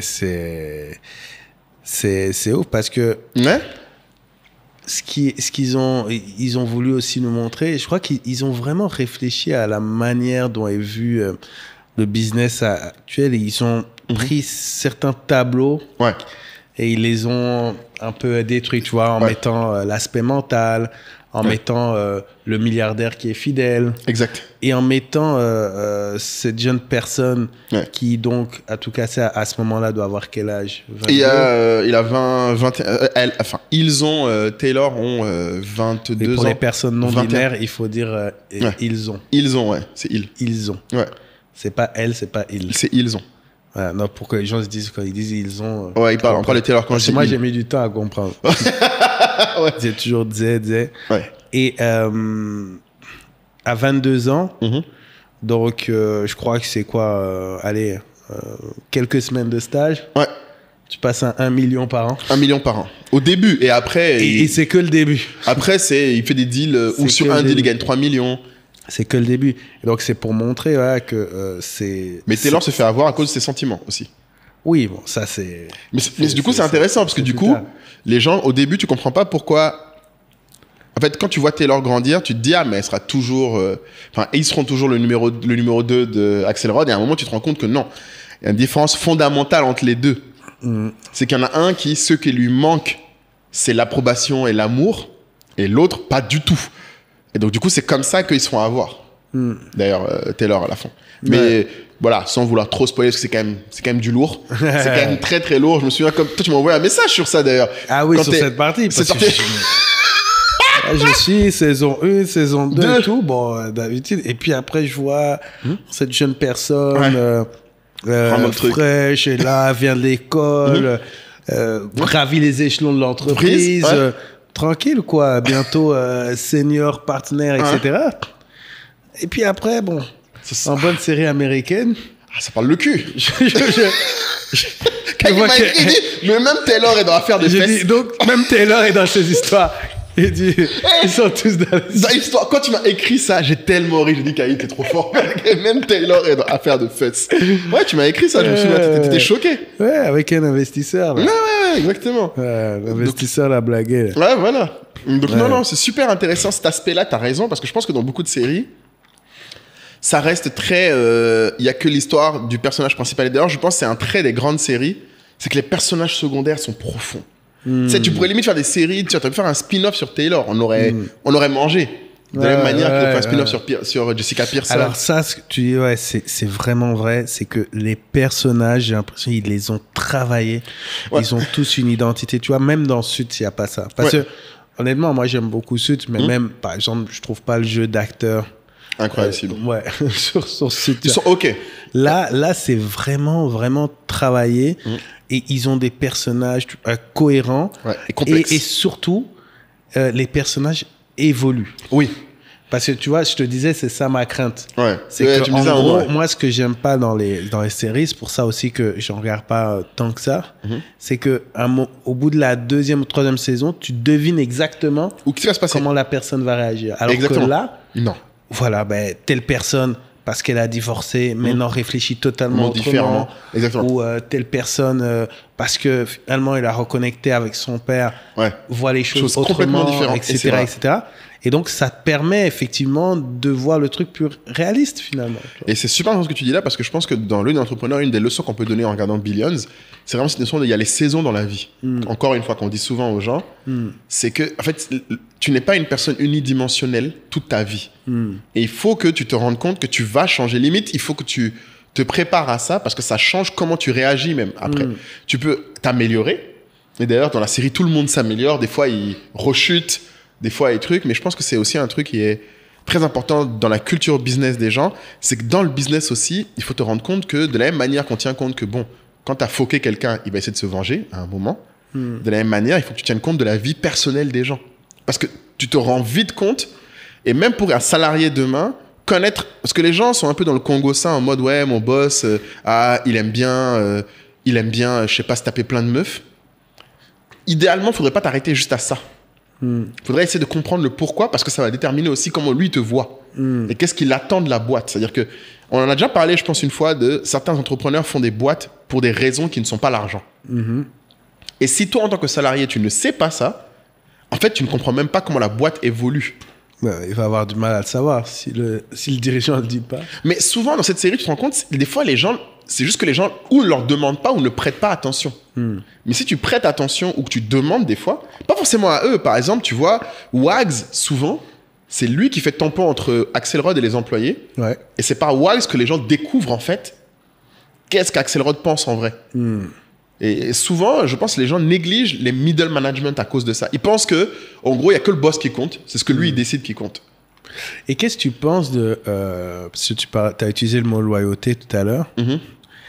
Ça va quand même très, très, très loin. Est-ce que c'est lié au fait que nous sommes tous des millionnaires qui travaillons au service de ce milliardaire et je ne veux pas perdre ça? Ou alors, c'est vraiment, ils sont dans cette cause, enfin, ils voient vraiment une cause. Parce que finalement, lui, il a une croisade, on l'a dit, exactement. qui est très personnelle. Très personnelle, ouais. Et moi, ce qui m'intrigue toujours dans ces cas-là, c'est comment ils arrivent à avoir des gens aussi loyaux, c'est-à-dire qu'ils sont prêts à aller très loin. Très loin pour lui, en fait. Tu vois? Tu vois, tu parles de Wags. Quand il lui dit, va, il gère cette négo, il se met une pression. Incroyable. Incroyable. Mais parce que je pense que le point important aussi, c'est que, quand pour répondre à ta question sur la loyauté, c'est que la vraie loyauté, c'est quand les missions personnelles des gens s'alignent. Tu vois ce que je veux dire? Dans cette série, en tout cas, je le sens beaucoup. Dans Suits aussi, tu le sens. C'est, en fait, et je pense que l'une des raisons aussi pour laquelle je pense que la loyauté prend autant de place dans cette série, c'est parce que les tentations sont plus grandes que dans d'autres environnements. Vu qu'il y a autant d'argent en jeu, la loyauté est tout ce qui te tient, en fait. Pareil pour ta femme. En fait, à un moment, il y a tellement d'argent en jeu que si c'est pas quelqu'un de vraiment loyal, elle va foutre ta vie en l'air. Et c'est un peu comme le concept de, oui, plus tu montes, plus l'altitude est grande, plus la pression est haute. Donc, plus tu as besoin de gens solides. Non, mais je comprends que tu aies ce besoin. Mais parfois, je ne comprends pas... Enfin, j'essaye de comprendre... parce que la personne qui est en situation de pouvoir, c'est une évidence qu'elle a besoin de personnes loyales. Et nous tous, à notre niveau, on essaie de créer un environnement qui donne envie à cette loyauté. Mais parfois, quand je vois, alors je ne sais pas si dans la réalité, je ne connais pas d'environnement comme j'ai vu dans la série, mais je me dis, qu'est-ce qui fait que ces personnes vont montrer cette loyauté aussi longtemps, en fait, à une personne qui, pour moi, ne fait pas forcément d'efforts pour ça. Tu vois ce que je veux dire? C'est, tu vois, il pense qu'à lui. Tu vois? Alors, il pense qu'à lui. Moi, je suis désolé, tu peux me dire ce que tu veux. Oui, c'est vrai, il leur a mis une coach performance, etc. Mais il pense qu'à lui quand il est suspendu même de trading, tu vois. Oui, non, mais attention. Il se dit, en gros, il n'y a que moi qui peux gérer, tu vois. Il délègue pour les juges. Mais il n'a pas confiance en eux. Voilà. Mais la clé... À quel moment, en fait, ils se disent, on va aller jusqu'au bout pour eux. Et il faut vraiment avoir suivi la série pour comprendre. Parce je sais quel passage je vais te montrer pour te répondre. Ah, ok. J'ai un passage pour toi. Vas-y. Est-ce que tu te souviens du moment où, justement, la loyauté incarnée, c'est Dollar Bill? Oui, je pensais à Dollar Bill en plus. Quand tu parlais à lui, tu vois, est-ce que tu te souviens d'à quel moment Axelrod a fait quelque chose pour Dollar Bill que Dollar Bill même n'attendait pas? Oui, ça me dit quelque chose. Dans son inconvénient. Parce qu'en fait, la clé, pour moi, de la loyauté, et c'est souvent le cas, c'est qu'à un moment, Axelrod, même, il est prêt à perdre de l'argent pour protéger Dollar Bill. Et il ne le fait pas de façon discrète, ni de façon où il a honte. C'est ça qui, je trouve, était marrant. On va mettre ce passage tout de suite. Regarde, je vais voir si tu t'en souviens. Quand il voulait tuer les poulets. Ouais. Bill, what are you about to do? What I always do for you. Whatever I have to. Yes. But specifically, what are you about to do right now? What's in the bag, Bill? What's in the bag? Il est trop bon acteur. With a case of H5N1B. Just enough to freeze transport on a few 100,000 infected birds. Prices will skyrocket. You intend to kill a few 100,000 chickens? They're getting killed anyway. This just accelerates the process. That's all. That's a good point. Right. But there is a cost-benefit analysis to take into consideration here. That of poisoning the food supply. One I am familiar with, as you know. One that requires meticulous calibration, or else we're all in contagion. Gwyneth Paltrow dead on the Birding, and Matt Damon is the last living man on Earth. If I don't do this, it's going to be a huge loss. He's right about that. It's okay. It's not okay! Tu vois? I'm the guy who delivers! Yeah, most of the time, you are. But, and I can't believe I'm fucking saying this. Même pour lui. We can't all be right all of the time. Sometimes, you just gotta take a loss. Dollar Bill. Tu vois? Juste parce qu'il a fait une mauvaise analyse. Et, tu vois? Et ce qui m'a tué, c'est qu'ils ont pris l'avion pour venir parce qu'il a senti que Dollar Bill allait faire une connerie. Et ça, pour répondre à ta question, c'est parce que Dollar Bill sait aussi que il peut aller à fond le jour où ça va aller trop loin. Moi, je suis pas sûr qu'il sait. Mais en fait, non, mais il le sait. Non, là, ça arrivé. Mais toi, t'as.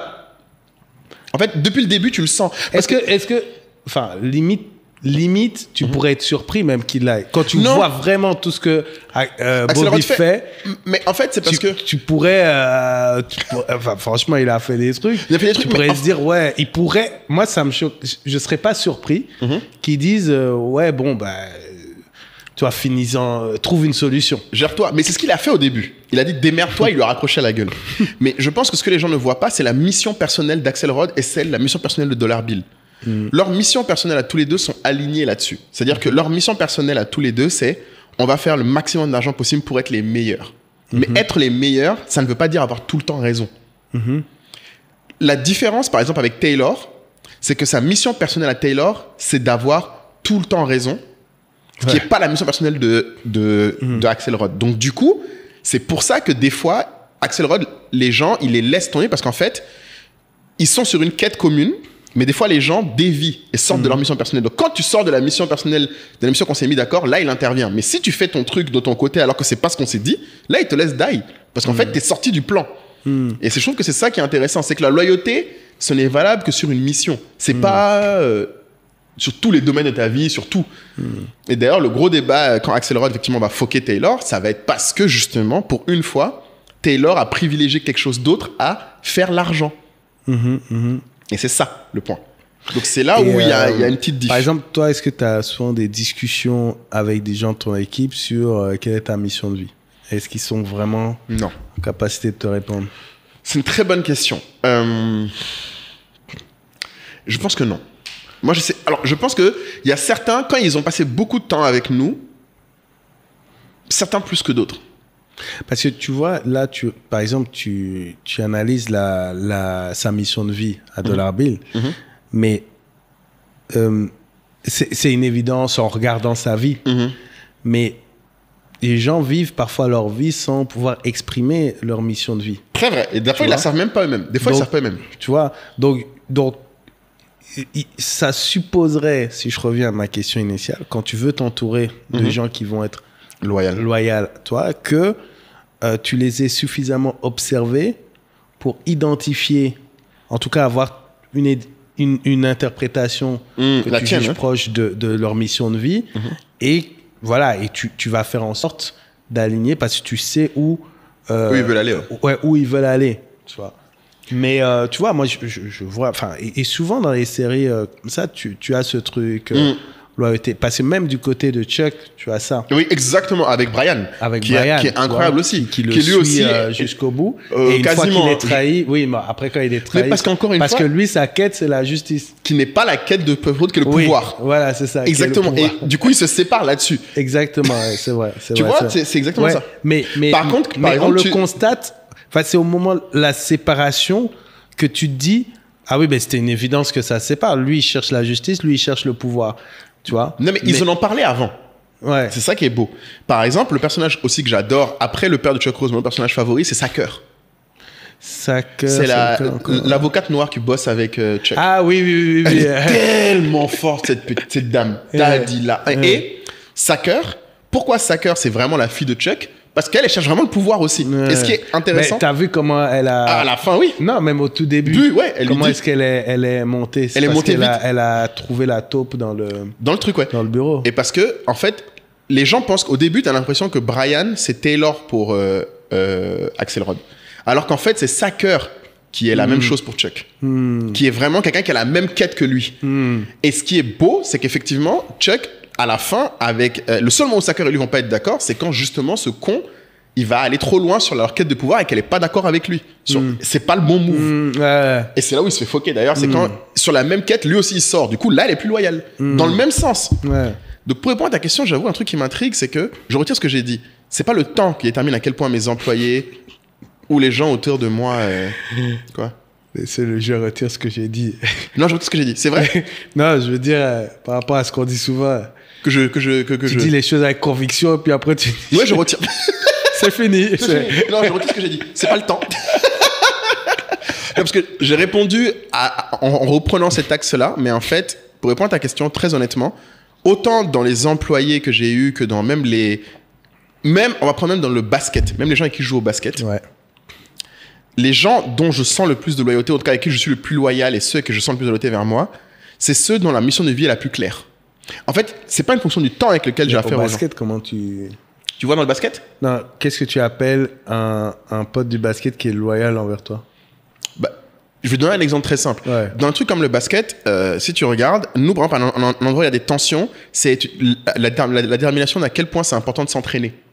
Par exemple, à un moment, dans mon groupe de basket, il y a eu la question de « Ok, on va participer à la Silver League, qui est la coupe de basket pour les plus de 30 ans ici. Et tu vois tout de suite qu'il y en a certains pour qui c'est important, d'autres moins. Et donc, du coup, ça détermine quel jour on fait l'entraînement, quelle heure on vient.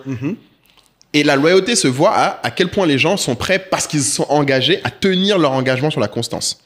Ou quand ça n'arrive pas, ils te le disent. Et ça, c'est pas la loyauté vis-à-vis de toi. Si, parce qu'en fait, ce qui se passe, c'est par rapport à l'engagement. Mais c'est la même chose pour moi, dans le sens où tu vois l'éthique d'une personne. Pour pas dire loyauté. Oui. Tu vois l'éthique d'une personne plus facilement quand sa mission de vie est très claire. Ouais. Et des fois, les missions de vie des gens, ils ont même pas besoin de te les articuler. Mais leurs actions ont un tel niveau de cohérence et les objectifs qu'ils ont sont tellement clairs que tu sais si oui ou non tu es dans la même direction qu'eux. Et moi, je donne un exemple dans mes employés. L'un de mes tout nouveaux employés, d'ailleurs, Alan, donc celui qui fait avec nous le podcast, qui est tout jeune, il doit avoir 21 ans, je crois, Alan, je sais clairement que sa mission est alignée avec la mienne. Parce que ce garçon, à 21 ans, j'ai des employés qui ont 35 ans, 40 ans, ils savent moins que lui ce qu'ils veulent faire. Hey les amis, je vous prends quelques secondes pour vous remercier. Vous êtes de plus en plus nombreux à suivre, à écouter, à regarder ce podcast et ça nous donne une force énorme. C'est important pour moi aussi de rappeler la vision derrière ce podcast. On souhaite, avec ce podcast, tout simplement que chaque personne puisse atteindre son épanouissement personnel, puisse être le plus heureux possible. Et ça passe, nous pensons, par le développement d'une culture business. Parce que vous soyez cadre dirigeant, entrepreneur, employé, étudiant, au chômage, vous avez besoin de développer votre culture business pour passer un palier dans votre chemin de vie. Et ce qu'on propose, c'est d'aller encore plus loin. Aller plus loin que regarder le podcast. Pour ceux qui veulent aller plus loin, nous avons mis en place la communauté Telegram. La communauté Telegram, c'est aujourd'hui maintenant 400 membres. 400 membres issus de 26 pays différents, d'Allemagne, d'Italie, de France, du Congo, du Mali, des Africains du monde entier qui sont réunis dans cette tribu, comme on l'appelle, la tribe, et qui, au quotidien, échangent, se donnent des feedbacks sur différents projets. Donc, quand on vous dit qu'avec cette communauté, vous avez accès à Kai et Moulay pour échanger sur quelques questions, c'est vrai, mais la vraie valeur ajoutée, vous la tirez de cette communauté qui, en plus d'échanger chaque jour sur le Telegram, vous donne rendez-vous chaque mercredi dans des masterminds privés où on va parler crypto, on va parler de préparation de l'épargne, on va parler de publicité online, on va parler de trésorerie d'entreprise. Autant de sujets techniques portés par des membres de la communauté experts dans leur domaine. Vous ne voudrez vraiment pas manquer ces rendez-vous. J'insiste, on a vraiment, vraiment, vraiment envie d'accueillir encore plus d'esprits brillants, amoureux de l'Afrique dans cette communauté. Rejoignez-nous, le prix 150 € à l'année, 100 000 francs CFA à l'année, je dis bien à l'année, et surtout quelque chose qu'on vous a jamais dit et que je dis haut et fort ici, si au bout d'un mois, vous n'êtes pas satisfait, on vous rembourse. Rejoignez la tribe, la meilleure communauté pour les gens qui veulent développer leur culture du business en Afrique et dans le reste du monde. L'un de mes tout nouveaux employés d'ailleurs, Alan, donc celui qui fait avec nous le podcast, qui est tout jeune, il doit avoir 21 ans je crois, Alan, je sais clairement que sa mission est alignée avec la mienne. Parce que ce garçon, à 21 ans, j'ai des employés qui ont 35 ans, 40 ans, ils savent moins que lui ce qu'ils veulent faire. Lui, il a une idée d'une clarté incroyable sur où il veut aller dans sa vie. Mais comment tu connais son idée? Parce qu'il me l'a dit et il me l'a montré. Et même dans les dit sans que tu lui demandes. Au début, il n'arrivait pas à le clarifier. Si je t'ai demandé avant si tu en parlais avec tes employés, tu disais non, pas spécialement. Et là, lui oui. Lui, par exemple, j'ai pas eu besoin de faire un effort d'en parler spécialement parce que lui, dès le début, même dans la négociation de son poste, tu sentais qu'il avait un plan. Dans la question de avec qui il allait travailler, parce qu'il pouvait rester en France, il venait de France, il venir en Côte d'Ivoire, revenir ici, c'était compliqué pour lui à décider où il restait en France. Dans son choix de retour à son âge, parce qu'il pouvait faire des études plus tôt, je sentais le plan. Parce qu'il te le dit, il dit, voilà, moi j'aurais pu faire ça, voilà ce que je peux faire, mais je veux faire ça parce qu'à terme, je veux être quelqu'un qui fait des films. Je veux être quelqu'un qui fait des films, mais je veux connaître le marketing. Tu vois, quand quelqu'un te dit à 21 ans, moi je veux faire des films, et que tu lui dis, ok, mais faire des films, c'est-à-dire, et qu'il te donne avec précision quel type de film, quel document. Et quel est son plan pour arriver là-bas. Quel est son plan là-bas et pourquoi il faut le marketing. Et du coup, tu fais partie de son plan. Je fais partie de son plan. Ouais. Tu vois, t'es serein. Tu vois, tu sais, lui, je sais exactement. Typiquement, c'est un des employés, par exemple, avec qui j'ai le moins besoin de relancer ou de m'inquiéter. Et c'est même pas que je lui fais plus confiance dans son travail, c'est que je sais, en fait, pourquoi il est là. Plus que les autres. Et que lui sait pourquoi il est là. Lui aussi, il est là pourquoi il est là. Voilà. Tout ça. Donc, tu vois, c'est un exemple. Alors que lui, il vient d'arriver. Hein. Il y en a d'autres qui sont là depuis plusieurs années. Je sais qu'ils ne savent pas. Et nous, on a dû formaliser, c'est vrai. D'ailleurs, shout-out à notre super RH, Marina, qui a formalisé maintenant aux employés, on leur demande de faire un plan à long terme. Dans 5 ans. Et le plan à long terme peut inclure ne pas être chez Anka. Bien sûr. Mais qu'est-ce que tu veux faire? Ils ne vont pas dire oui. Après, ils vont nous... Franchement, moi, pas forcément. Moi, particulièrement, il y en a certains qui m'ont dit que voilà, dans 5 ans, ils veulent être leur propre boîte. Bien sûr. Faire, tu vois, je vais pas... Bon, en général, en Afrique, 80% des employés vont dire dans 3 ans, je vais faire ma boîte. Voilà, c'est ce qu'ils disent. Mais du coup, il y a ceux qui te disent ça et quand tu leur demandes quel type de boîte, dans quoi, qu'est-ce qui t'intéresse, ils savent pas répondre. Donc là, tu t'inquiètes moins. Mais ceux qui vont te dire, non, je vais faire une boîte, une start-up dans tel domaine, et là, tu sais, ok, ben, si tu veux faire ça, voilà ce qui te manque aujourd'hui. Donc, tu as un gap analysis. Et donc, sur ce que tu fais aujourd'hui, voilà ce que tu vas apprendre. Et du coup, vous êtes tous les deux alignés sur les 2-3 années où il restera. Qu'est-ce qui est important? Sur quoi on t'évalue, certes, dans ton travail, mais qu'est-ce qui est important pour toi? Tu sais, j'ai là sur TikTok, tu vois, tu te moques de mon TikTok, mais il y a des très bons trucs dedans. Il y a un gars qui dit que... Je suis plus connecté. Tu es plus connecté, je vais t'envoyer des trucs, je vais te faire revenir. T'as un super gars, je crois que c'est un prof de philosophie, qui disait que tous les êtres humains oscillent entre la souffrance et l'ennui. Comme on oscille entre le manque d'un côté, donc qui est la souffrance, et l'ennui. Donc en fait, un employé par exemple est en permanence en train de se plaindre qu'il s'ennuie dans son boulot. Un chômeur est en permanence en train de se plaindre qu'il n'a pas de boulot. Donc tu oscilles toujours entre les deux. Et dans les relations, c'est pareil. Tu oscilles entre le manque et le désir d'avoir quelqu'un et l'ennui de la personne que tu as. Et ce qui est passionnant, c'est qu'en fait, il disait qu'en fait, il faut réussir en tant qu'être humain à toujours trouver un juste milieu. Et que ça, c'est possible que quand tu as un plan. En fait, quand tu sais dire vers où tu veux aller, ton ennui est quelque chose que tu tolères plus. C'est pour ça même, tu vois, dans les spécialistes de l'enfance, ils te répètent que c'est important d'apprendre à l'enfant de s'ennuyer. Encore une fois, on va répéter ça encore une fois. C'est vrai.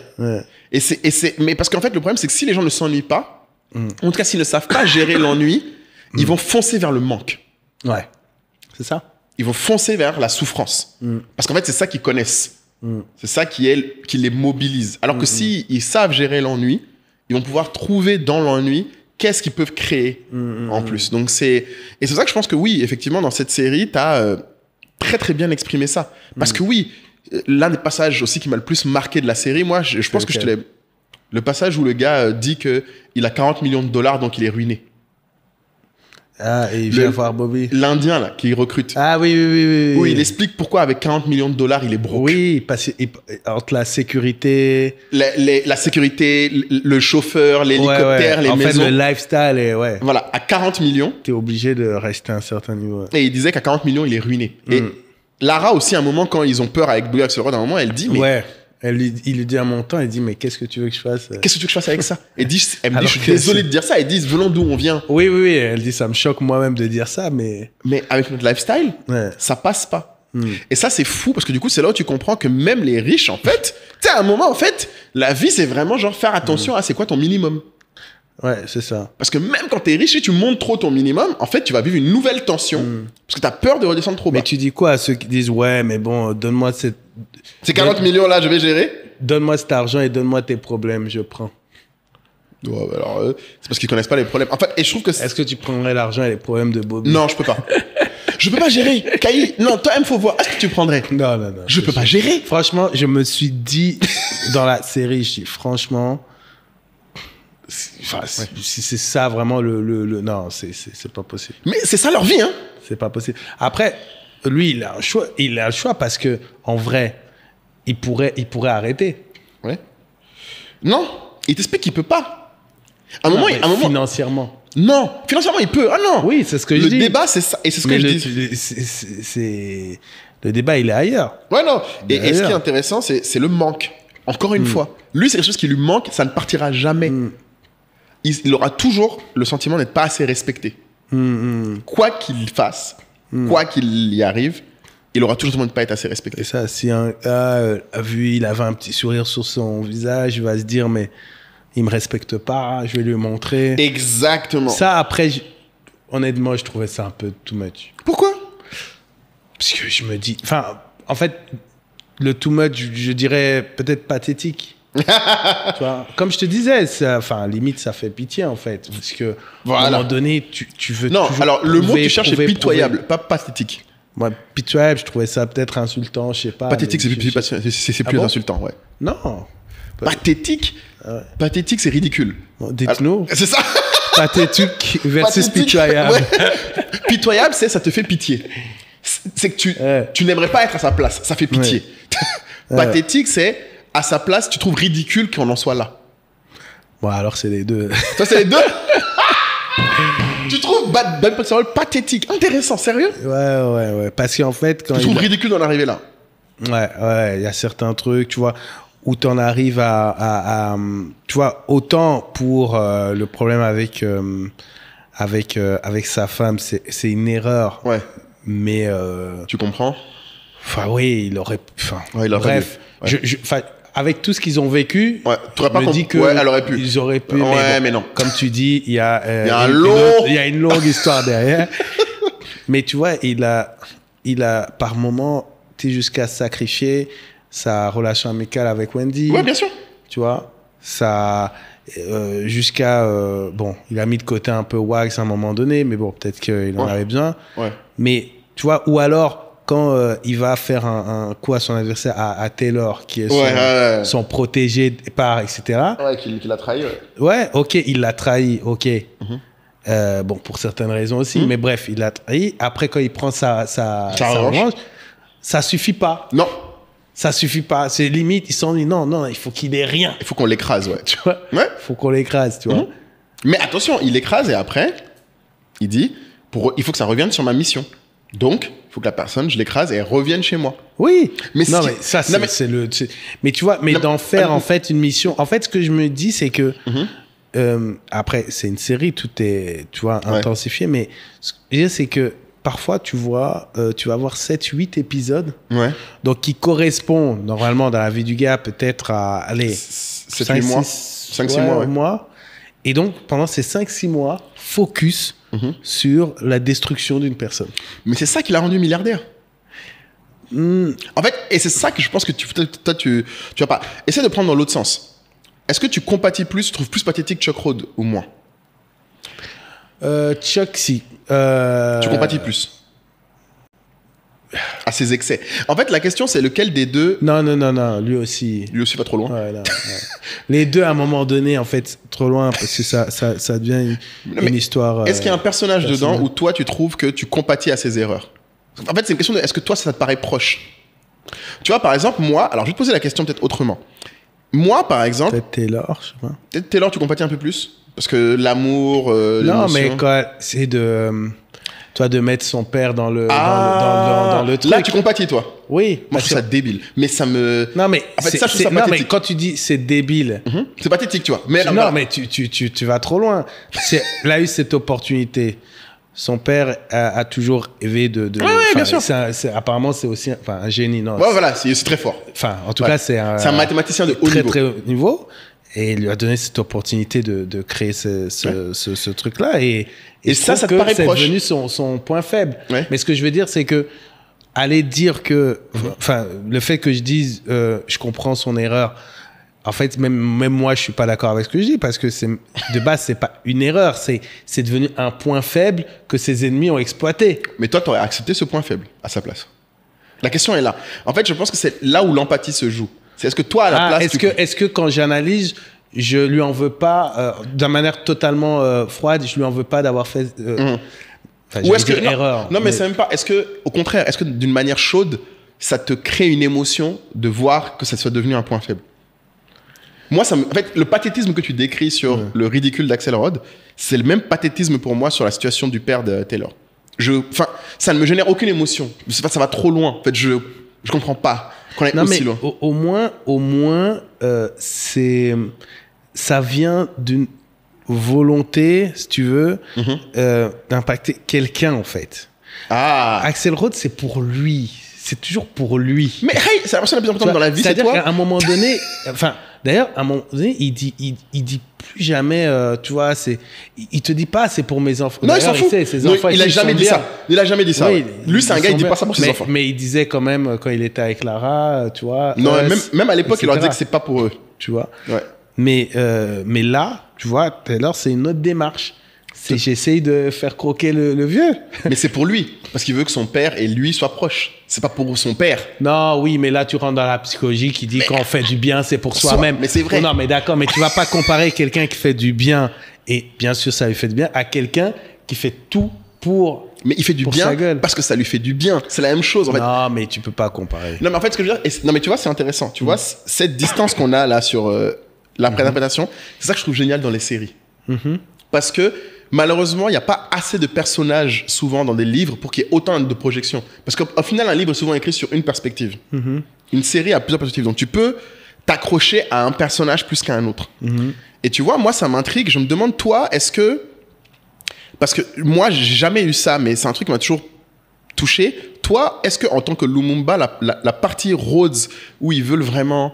l'engagement politique, la transmission, l'héritage, toi, ça t'as pas trouvé, ça t'a pas fait écho, ça t'a pas trouvé que c'était des trucs qui te parlaient? Non, parce que, en fait, si tu veux, sur la manière dont c'est fait, dans la série, c'est pas quelque chose qui fait partie, en fait, de notre ADN. Ouais, chez vous, vous serez pas comme ça. Non. Il y a personne qui va te dire il faut que ci, il faut que ça. Personne te dit t'as un Lumumba donc tu dois. Non. On va insister sur certaines valeurs en fait. D'accord. Tu vois, mais on va pas insister sur des actions. Oula, c'est technique ça, d'accord. C'est-à-dire que le père de Rose, il dit... tu es faible ou tu es... Il faut que tu deviennes ami avec un tel. Voilà. Tu vois, et il lui dit ça, il faut que tu deviennes ami avec un tel. Ouais. Il faut que tu prépares ton arrivée à tel poste. Ouais. Il faut que, tu vois... Donc, nous, en fait, on se base sur des valeurs, c'est-à-dire la probité, tu vois. La probité, c'est-à-dire c'est-à-dire que dans tout ce que tu fais, tu fais attention à ce que on te comment dire, on va pas dire toi que tu fais un manque d'équité dans tes le traitement actions, des gens. dans le traitement des gens. Ok, donc c'est une valeur, ok. C'est ça, donc ça va être ça, c'est l'honnêteté, et puis surtout ça va être, quel que soit le domaine dans lequel tu es, c'est un engagement fort, tu vois. C'est pour ça que moi, quand je parle de ma mission dans le digital, tu vois, je parle de l'indépendance 3.0, c'est en fait un clin d'œil. Ah tu vois, oui. C'est un clin d'œil parce que j'estime que c'est aussi on a besoin, c'est un engagement comme un engagement politique. Voilà, on a besoin en fait, si tu veux, de lutter contre la fracture numérique. Ouais. Pour pouvoir, en fait, non seulement passer un cap dans le développement, mais également, comme je dis, mon rêve, c'est que la jeunesse africaine soit actrice, en fait, de ce développement et donc vienne à la table discuter au même niveau que les autres. Au même niveau, tu vois. Donc, c'est mon combat. Donc, tu vas avoir d'autres de la famille qui sont très artistes. Tu vois, qui sont très dans l'art et qui vont s'engager là-dedans. Et vous, c'est l'engagement, la valeur, c'est pas le pouvoir. Ils vont s'assurer que dans certains, tu vois, mon oncle Roland, il va dans beaucoup de musées dans le monde, s'assurer que, tu vois, l'œuvre, quand on parle de Lumumba dans les musées dans le monde entier, que ça soit au Venezuela, au Maroc, en Russie, etc., comment est-ce que c'est traité, avec quel artiste, quelle est la vision de l'artiste. Voilà, que donner de la matière à ces artistes du monde qui sont fascinés par son histoire. D'accord. Donc, en fait, chacun va avoir son truc. Moi, je suis très jeunesse parce que faut pas oublier que il avait... que je te dise pas c'est pas grave, t'inquiète pas. De bêtises, mais voilà, il avait 36 ans quand il est mort. Quand il est assassiné. Ouais, j'avoue, putain, on est plus vieux que lui. Oui. Donc, tu vois, c'est pour ça que moi, quand je dis jeunesse, ça me parle, ça me transporte parce qu'en fait, j'ai la preuve, tu peux faire quelque chose de grand quand tu es jeune. Et en fait, je veux que tous les jeunes autour de moi aient cette conviction. Ouais. Donc, en fait, c'est vraiment ça. Moi, j'ai un frère qui est plus dans la musique, qui va pousser en fait son art. Et puis après, bon, j'ai un frère qui est plus dans les sujets de diplomatie, etc. et tout, tu vois. Mais il n'y a pas de... Il faut faire ça. C'est pas un objectif en soi. Vous n'avez pas un goal.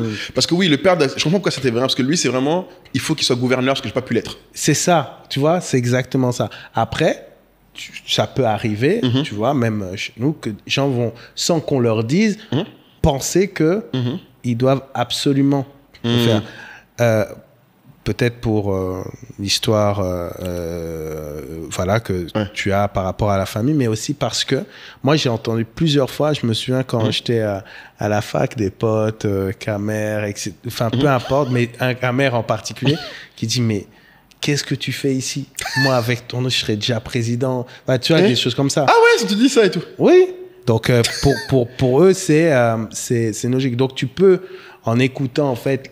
Si les gens de l'extérieur t'influent. C'est ça, tu peux... Donc, franchement, je fais pas de... J'ai à aucun moment fait de lien entre ça. Ouais, c'est marrant parce que tu vois, moi, avec Rhodes. Mais parce que tu vois, moi, j'ai fait le lien avec Rhodes parce que oui, je me suis dit, c'est à ça que ça ressemble quand tu as un nom ou un patrimoine. Parce que moi, j'ai pas ça. Tu vois, j'ai pas ce truc. Parce que lui, il le joue vraiment. Non, mais tu penses bien qu'il y a différentes façons de. Je sais, mais du coup, c'est vraiment. Lui, il met ça il met tout sur ça. Mais en fait, comme tu dis, c'est pas le nom en vrai qui l'intéresse. C'est juste le rôle que lui voulait. Il faut que son enfant l'ait. Tu vois, c'est comme. On en a parlé avec l'épisode avec Paola. Ouais. sur le népotisme. Oui. On disait, je pense pas que, tu vois, tu me diras, le sport c'est différent, mais Zidane, il a 4 enfants, ils sont tous footballeurs. Ah bon? Il leur dit pas, il faut que tu sois en équipe de France. Ça va être chaud. Hein. Il y en a un qui est en Ligue 2, il y en a un qui est en truc. Ils sont déjà pros, hein, mais on les connaît pas. Ils sont pas, ouais, c'est pas leur père, quoi. Oui, voilà. Mais c'est dur, ça, putain. Mais sûrement qu'il leur dit, voilà, t'es un Zidane, tu dois donner tout sur le terrain. Voilà. Tu vois, c'est ça le truc. Ouais, non, c'est clair, c'est d'être quelque chose. Mais c'est vrai que c'est intéressant parce que tu vois, dans cette série-là, je trouvais que justement, ils avaient essayé de vraiment prendre ce truc-là parce que la politique est vue comme étant un truc très familial, souvent, j'ai l'impression. Je sais pas si c'est vrai. Alors, oui, ça c'est vrai, je le ressens moins dans certains pays, mais quand tu regardes aux États-Unis, oui, c'est familial. Déjà, ouais. Tu mets de côté, nous, ce qu'on suit de loin, c'est les présidentielles. Ouais. Mais quand tu creuses un peu... Sénateurs, etc., c'est toujours... le familles. Père a été sénateur. Ouais, exactement. Le père, donc, effectivement, il y a cette transmission. Mais tu vois, je pense que, franchement, il y a vraiment 2 approches. Il y a vraiment les parents qui vont dire voici le chemin que tu dois suivre et les autres parents qui vont te donner les outils. Tu vois, pour revenir à la série, je crois qu'une des toutes premières scènes, tu vois Bobby Axelrod et sa femme qui sont dans la cuisine et c'est le petit-déj. Et les enfants font un concours, là. Et les enfants font un petit pari. Ouais, ça je l'ai mis aussi. Et ils observent comment, en fait, le plus petit, il fait semblant d'avoir faux à la première pour doubler la mise du deuxième challenge. Et poser la question que son frère n'a jamais la réponse. Voilà, exactement. Et donc voilà, et donc tu vois qu'ils sont fiers d'eux parce qu'en gros, il leur a donné les outils. Armes. Mais je pense pas qu'il va lui dire faut que tu sois trader. Non. Tu vois, c'est vrai, il s'en fout un peu de ça. Non, le père de Chuck, il est particulier. Il est particulier, mais j'ai dit, on dirait. Mais et c'est ça, j'ai dit, je trouve qu'il y a quand même beaucoup de darons, en tout cas. Bon, je sais pas si c'est darons africains ou darons. Moi, ce que je disais souvent, je sais pas si c'est darons africains, mais tous les darons qui sont partis de rien. C'est les darons qui, eux, étaient pauvres, sont devenus riches. La façon dont ils mettent la pression après sur leurs enfants pour faire un certain chemin. Non, le père, là, c'est d'une violence qui est. Chuck Rose en senior. Mais tu as même des darons pauvres qui mettent une grosse pression. Une grosse pression, tu vois. Tout pareil, ouais. Je pense que c'est aussi très lié à ce qu'eux-mêmes ont vécu. Ouais, parce qu'il faut vraiment que l'enfant fasse ce qu'eux n'ont pas pu faire. Ouais. Mais après, si eux-mêmes ont vécu ça, c'est-à-dire c'est dans ce que je connais, c'est mon père qui me dit la voie à suivre. Ouais. Donc, du coup, je fais pareil. Je fais pareil pour mon enfant, tu vois. Ouais, c'est vrai. Tu vois. Et donc... non, mais je trouvais que c'était un truc qui, effectivement, dans cette série, qui est bien abordé. Et je trouvais qu'on le voit pas dans beaucoup de séries business. Parce que Chuck Rhodes, c'est quand même fou que son père soit un mec de business qui a voulu être politicien, qui a jamais réussi. Et son fils, du coup, essaie d'arriver en politique en défonçant les gens du business. Tu vois, c'est quand même, en termes de, je sais pas, Oedipe, genre tuer ton père, c'est vraiment tu sais, c'est vraiment un gros symbole. Mais après, ils sont quand même très identiques. Les deux, ouais. Donc non, c'est pour ça que je trouve que cette série a beaucoup à apprendre aux gens qui veulent... C'est quand même très divertissant, il y a quand même des très très bons moments et tout. Ouais. Mais qui veulent en même temps se poser des questions existentielles, oui, santé mentale, performance... Et suivez vraiment, si vraiment vous l'avez pas encore suivez chaque personnage. Avec attention. Tu vois, avec attention. Ouais. Je pense que je vais re-suivre parce que tu vois, même ce qu'on disait sur De l'arbitre, les personnages secondaires, ils sont intrigants. Tu te demandes mais comment ils en arrivent là? Comment t'en arrives là? Parce que parfois les personnages secondaires, on n'a pas tout le info, tout leur info, mais tu vois, par exemple même Wax, tu te demandes, mais il est tellement loyal, il est tellement engagé qu'à un moment donné, comme il essaye d'avoir une vie un peu sentimentale, il fait un date, il est obligé d'inviter la femme au bureau. Ouais, voilà. Et genre, il fait venir un chef au bureau et pendant le date, il surveille un peu les autres. Le truc. Non, il est incroyable. Mais ouais, c'est pareil. Tu vois le moment où il craque, c'est le moment où on découvre pourquoi il aime autant Axelrod. La fois où il a craqué complètement, là. Et que Wendy doit le recomposer lui aussi. Il est au bord de l'eau. Ça, c'est un autre moment où vraiment il explique, c'est la crise de 2008 qui l'a fait craquer et revoir quelqu'un qui est tombé après. Parce que le problème de leur monde à eux, c'est que c'est un monde où il n'y a pas de pitié. Quand tu sors du monde ou que tu perds, Il n'y a pas de... tu sais, il n'y a vraiment pas de place pour les... Il n'y a pas de trophée de participation. Tu sais, être un mauvais trader, c'est beaucoup plus violent qu'être un mauvais politicien. Parce qu'un mauvais trader, tu es vraiment une sous-merde. Un mauvais politicien, il y a quand même des gens qui t'aiment. Ta congrégation, les gens autour de toi. Donc c'était vraiment très, très marquant, je pense, pour moi, de se rendre compte aussi à quel point, oui, il y a un côté sans pitié dans ce monde de la finance, qu'au passage, moi, j'aimais pas du tout. J'ai jamais aimé. Et c'est la première fois dans Billions que je comprends pourquoi j'aime pas. Mais tu sais, un autre truc. Tu sais, c'est marrant parce que je te parlais de Taylor et son père. Ouais.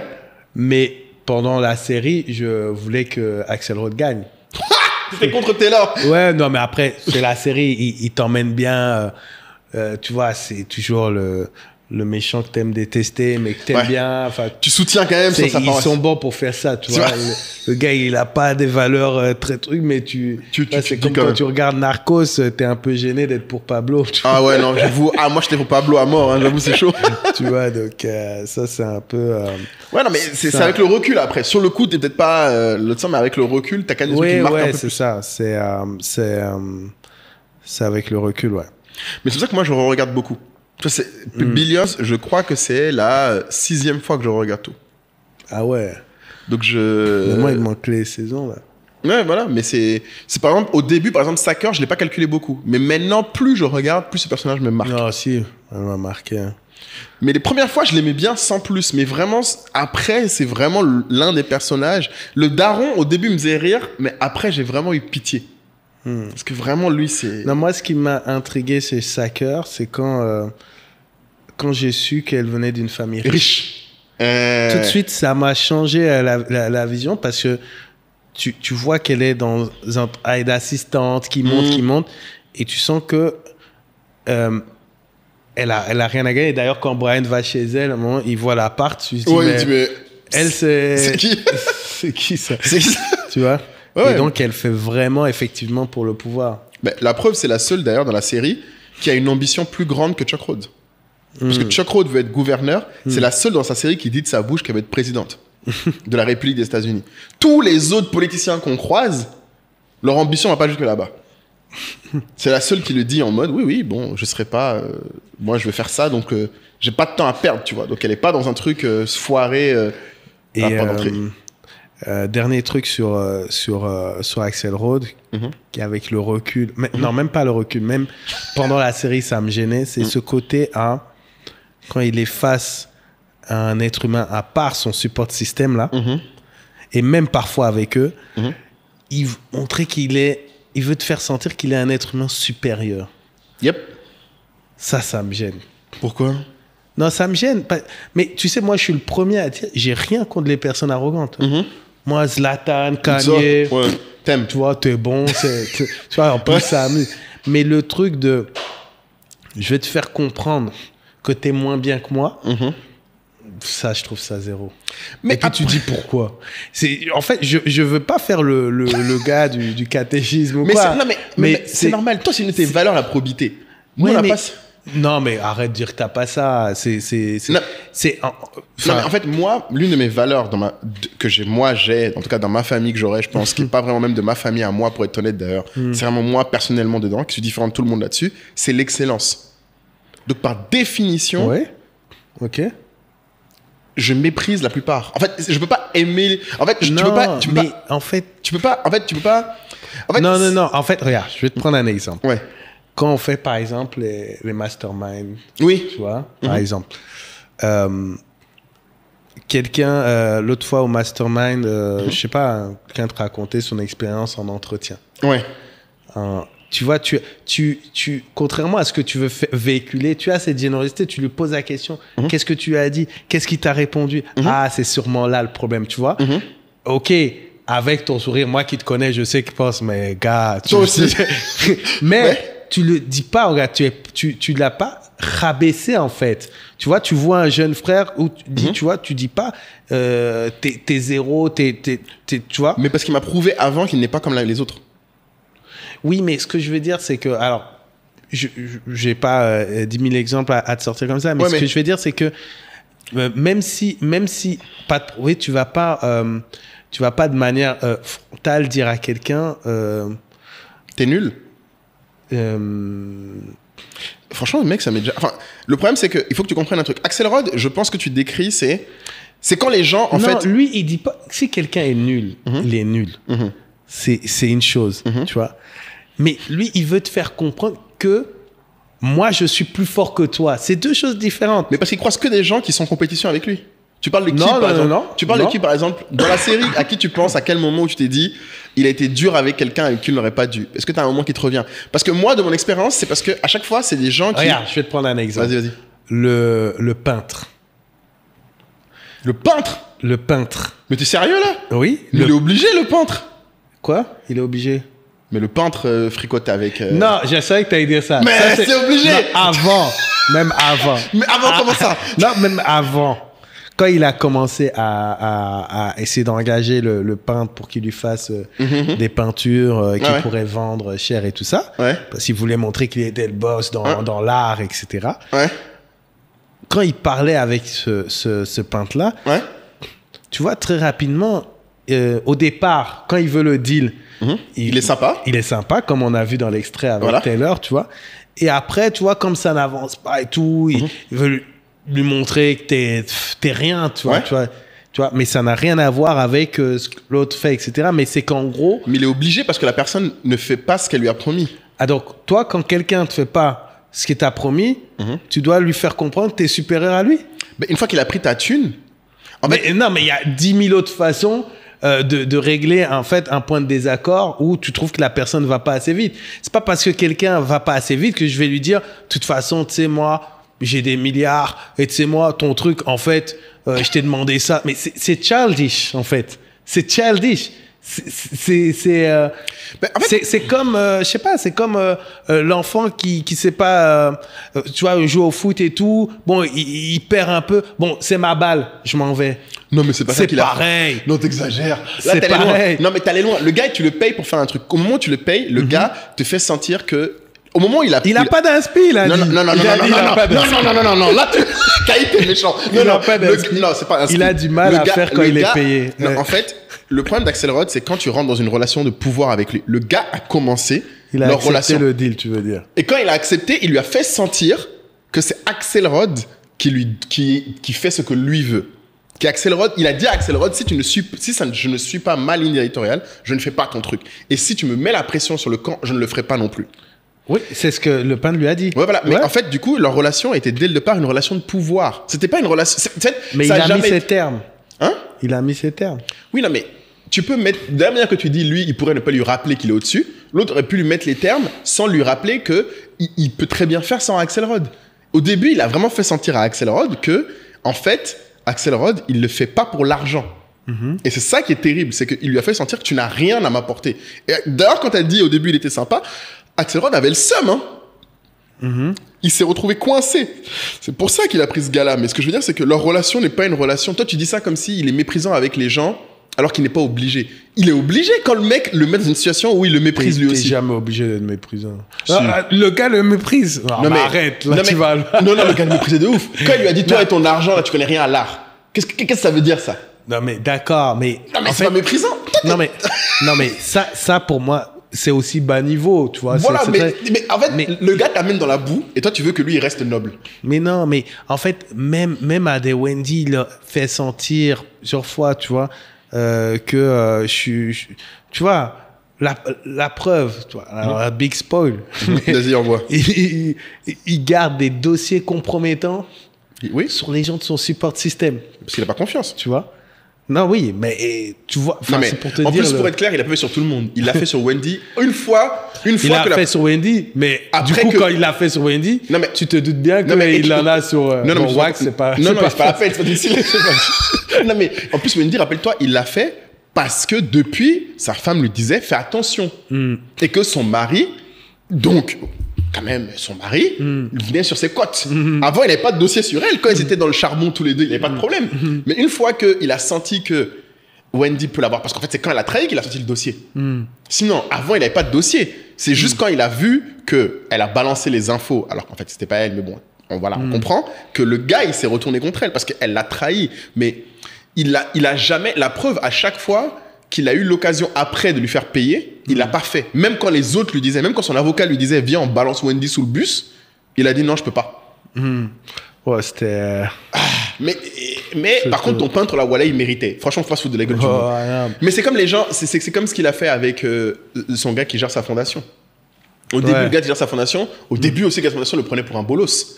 En mode, oui, non, mais on peut enlever votre nom là sur le truc parce que votre nom est plus trop bien vu. Et il lui a dit, non, mais si tu veux que j'enlève mon nom, tu me rembourses tel montant. Et après, il a embauché le gars alors qu'il le déteste. Parce que, ben, il n'a pas le choix. Mais c'est pareil pour le peintre. Il l'a embauché alors qu'il n'avait pas le choix. Mais... Pourquoi il l'a embauché alors qu'il n'avait pas le choix, le Parce gars? qu'il a besoin de redorer son image après avoir fait n'importe quoi en achetant la maison et compagnie. Donc en fait, c'est quand il se retrouve à bosser avec des gens qu'il n'aime pas, en fait, auxquels vraiment il n'apprécie pas, qu'il se retrouve à chaque fois à devoir leur mettre des coups de pression parce qu'en fait, il les aime pas. Non, mais en fait, même quand il rencontre quelqu'un... Mais quand on rencontre les gens normaux, il y a plein de fois où tu vois quand on rencontre des gens, il est très cool. En fait, même quand tu le vois... En fait, lui, sa position de défaut, c'est... Vous ne vivez pas dans le même monde. Donc lui, c'est la largesse pour lui d'abord. S'il peut te donner un truc, il te donne. Mais une fois qu'il a l'impression que tu essayes de t'élever à son niveau, ben là, c'est la guerre. Bon, après, je vais arrêter avec ça, puisque tu as l'air... Non, mais... Le travail, mais... Un truc... Il y a même dans les exemples qu'on voit, même par rapport à ton employé. Ouais. À un moment donné, ok, tu peux lui dire qu'il fait mal son truc. Tu peux lui dire que c'est pas dans les bons délais, que c'est pas la bonne qualité. Tu peux dire tout ce que tu veux. Tu peux dire... mais en fait, ce truc de toujours dire...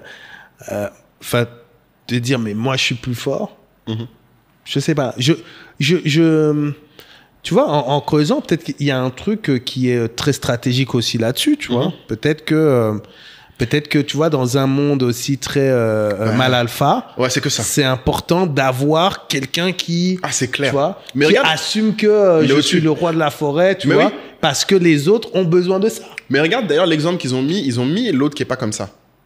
La seule personne dans le monde de l'investissement qui a essayé de pas être comme ça, c'est la meuf que Wendy Rhodes a laissé sortir dans une autre boîte. À un moment, elle sort dans une autre boîte qui est une boîte de gens sympas, qui eux ont pas ce côté toxique, mal alpha. Et je pense que tu as remarqué qu'à un moment, ces gens-là meurent.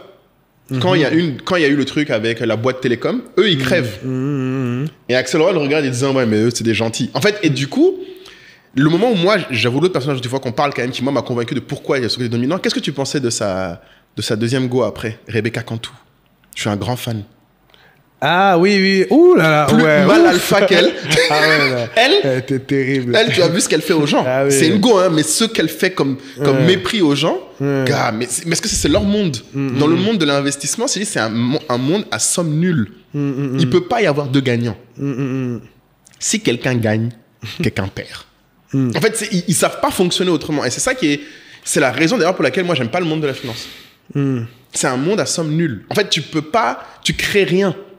Il y a un gâteau, il y en a un qui le prend, l'autre perd. Il n'y a pas de place pour genre on co-créer ensemble. Il y a pas si tu regardes même les collaborations que les gars font, c'est juste pour faire plus d'argent et ils finissent par se foquer à un moment dedans.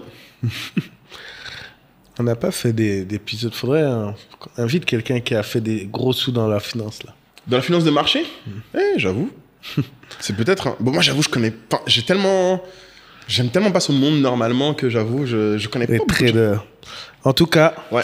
Donc voilà, je pense que si on a fait le tour, je pense que ça peut inspirer les gens.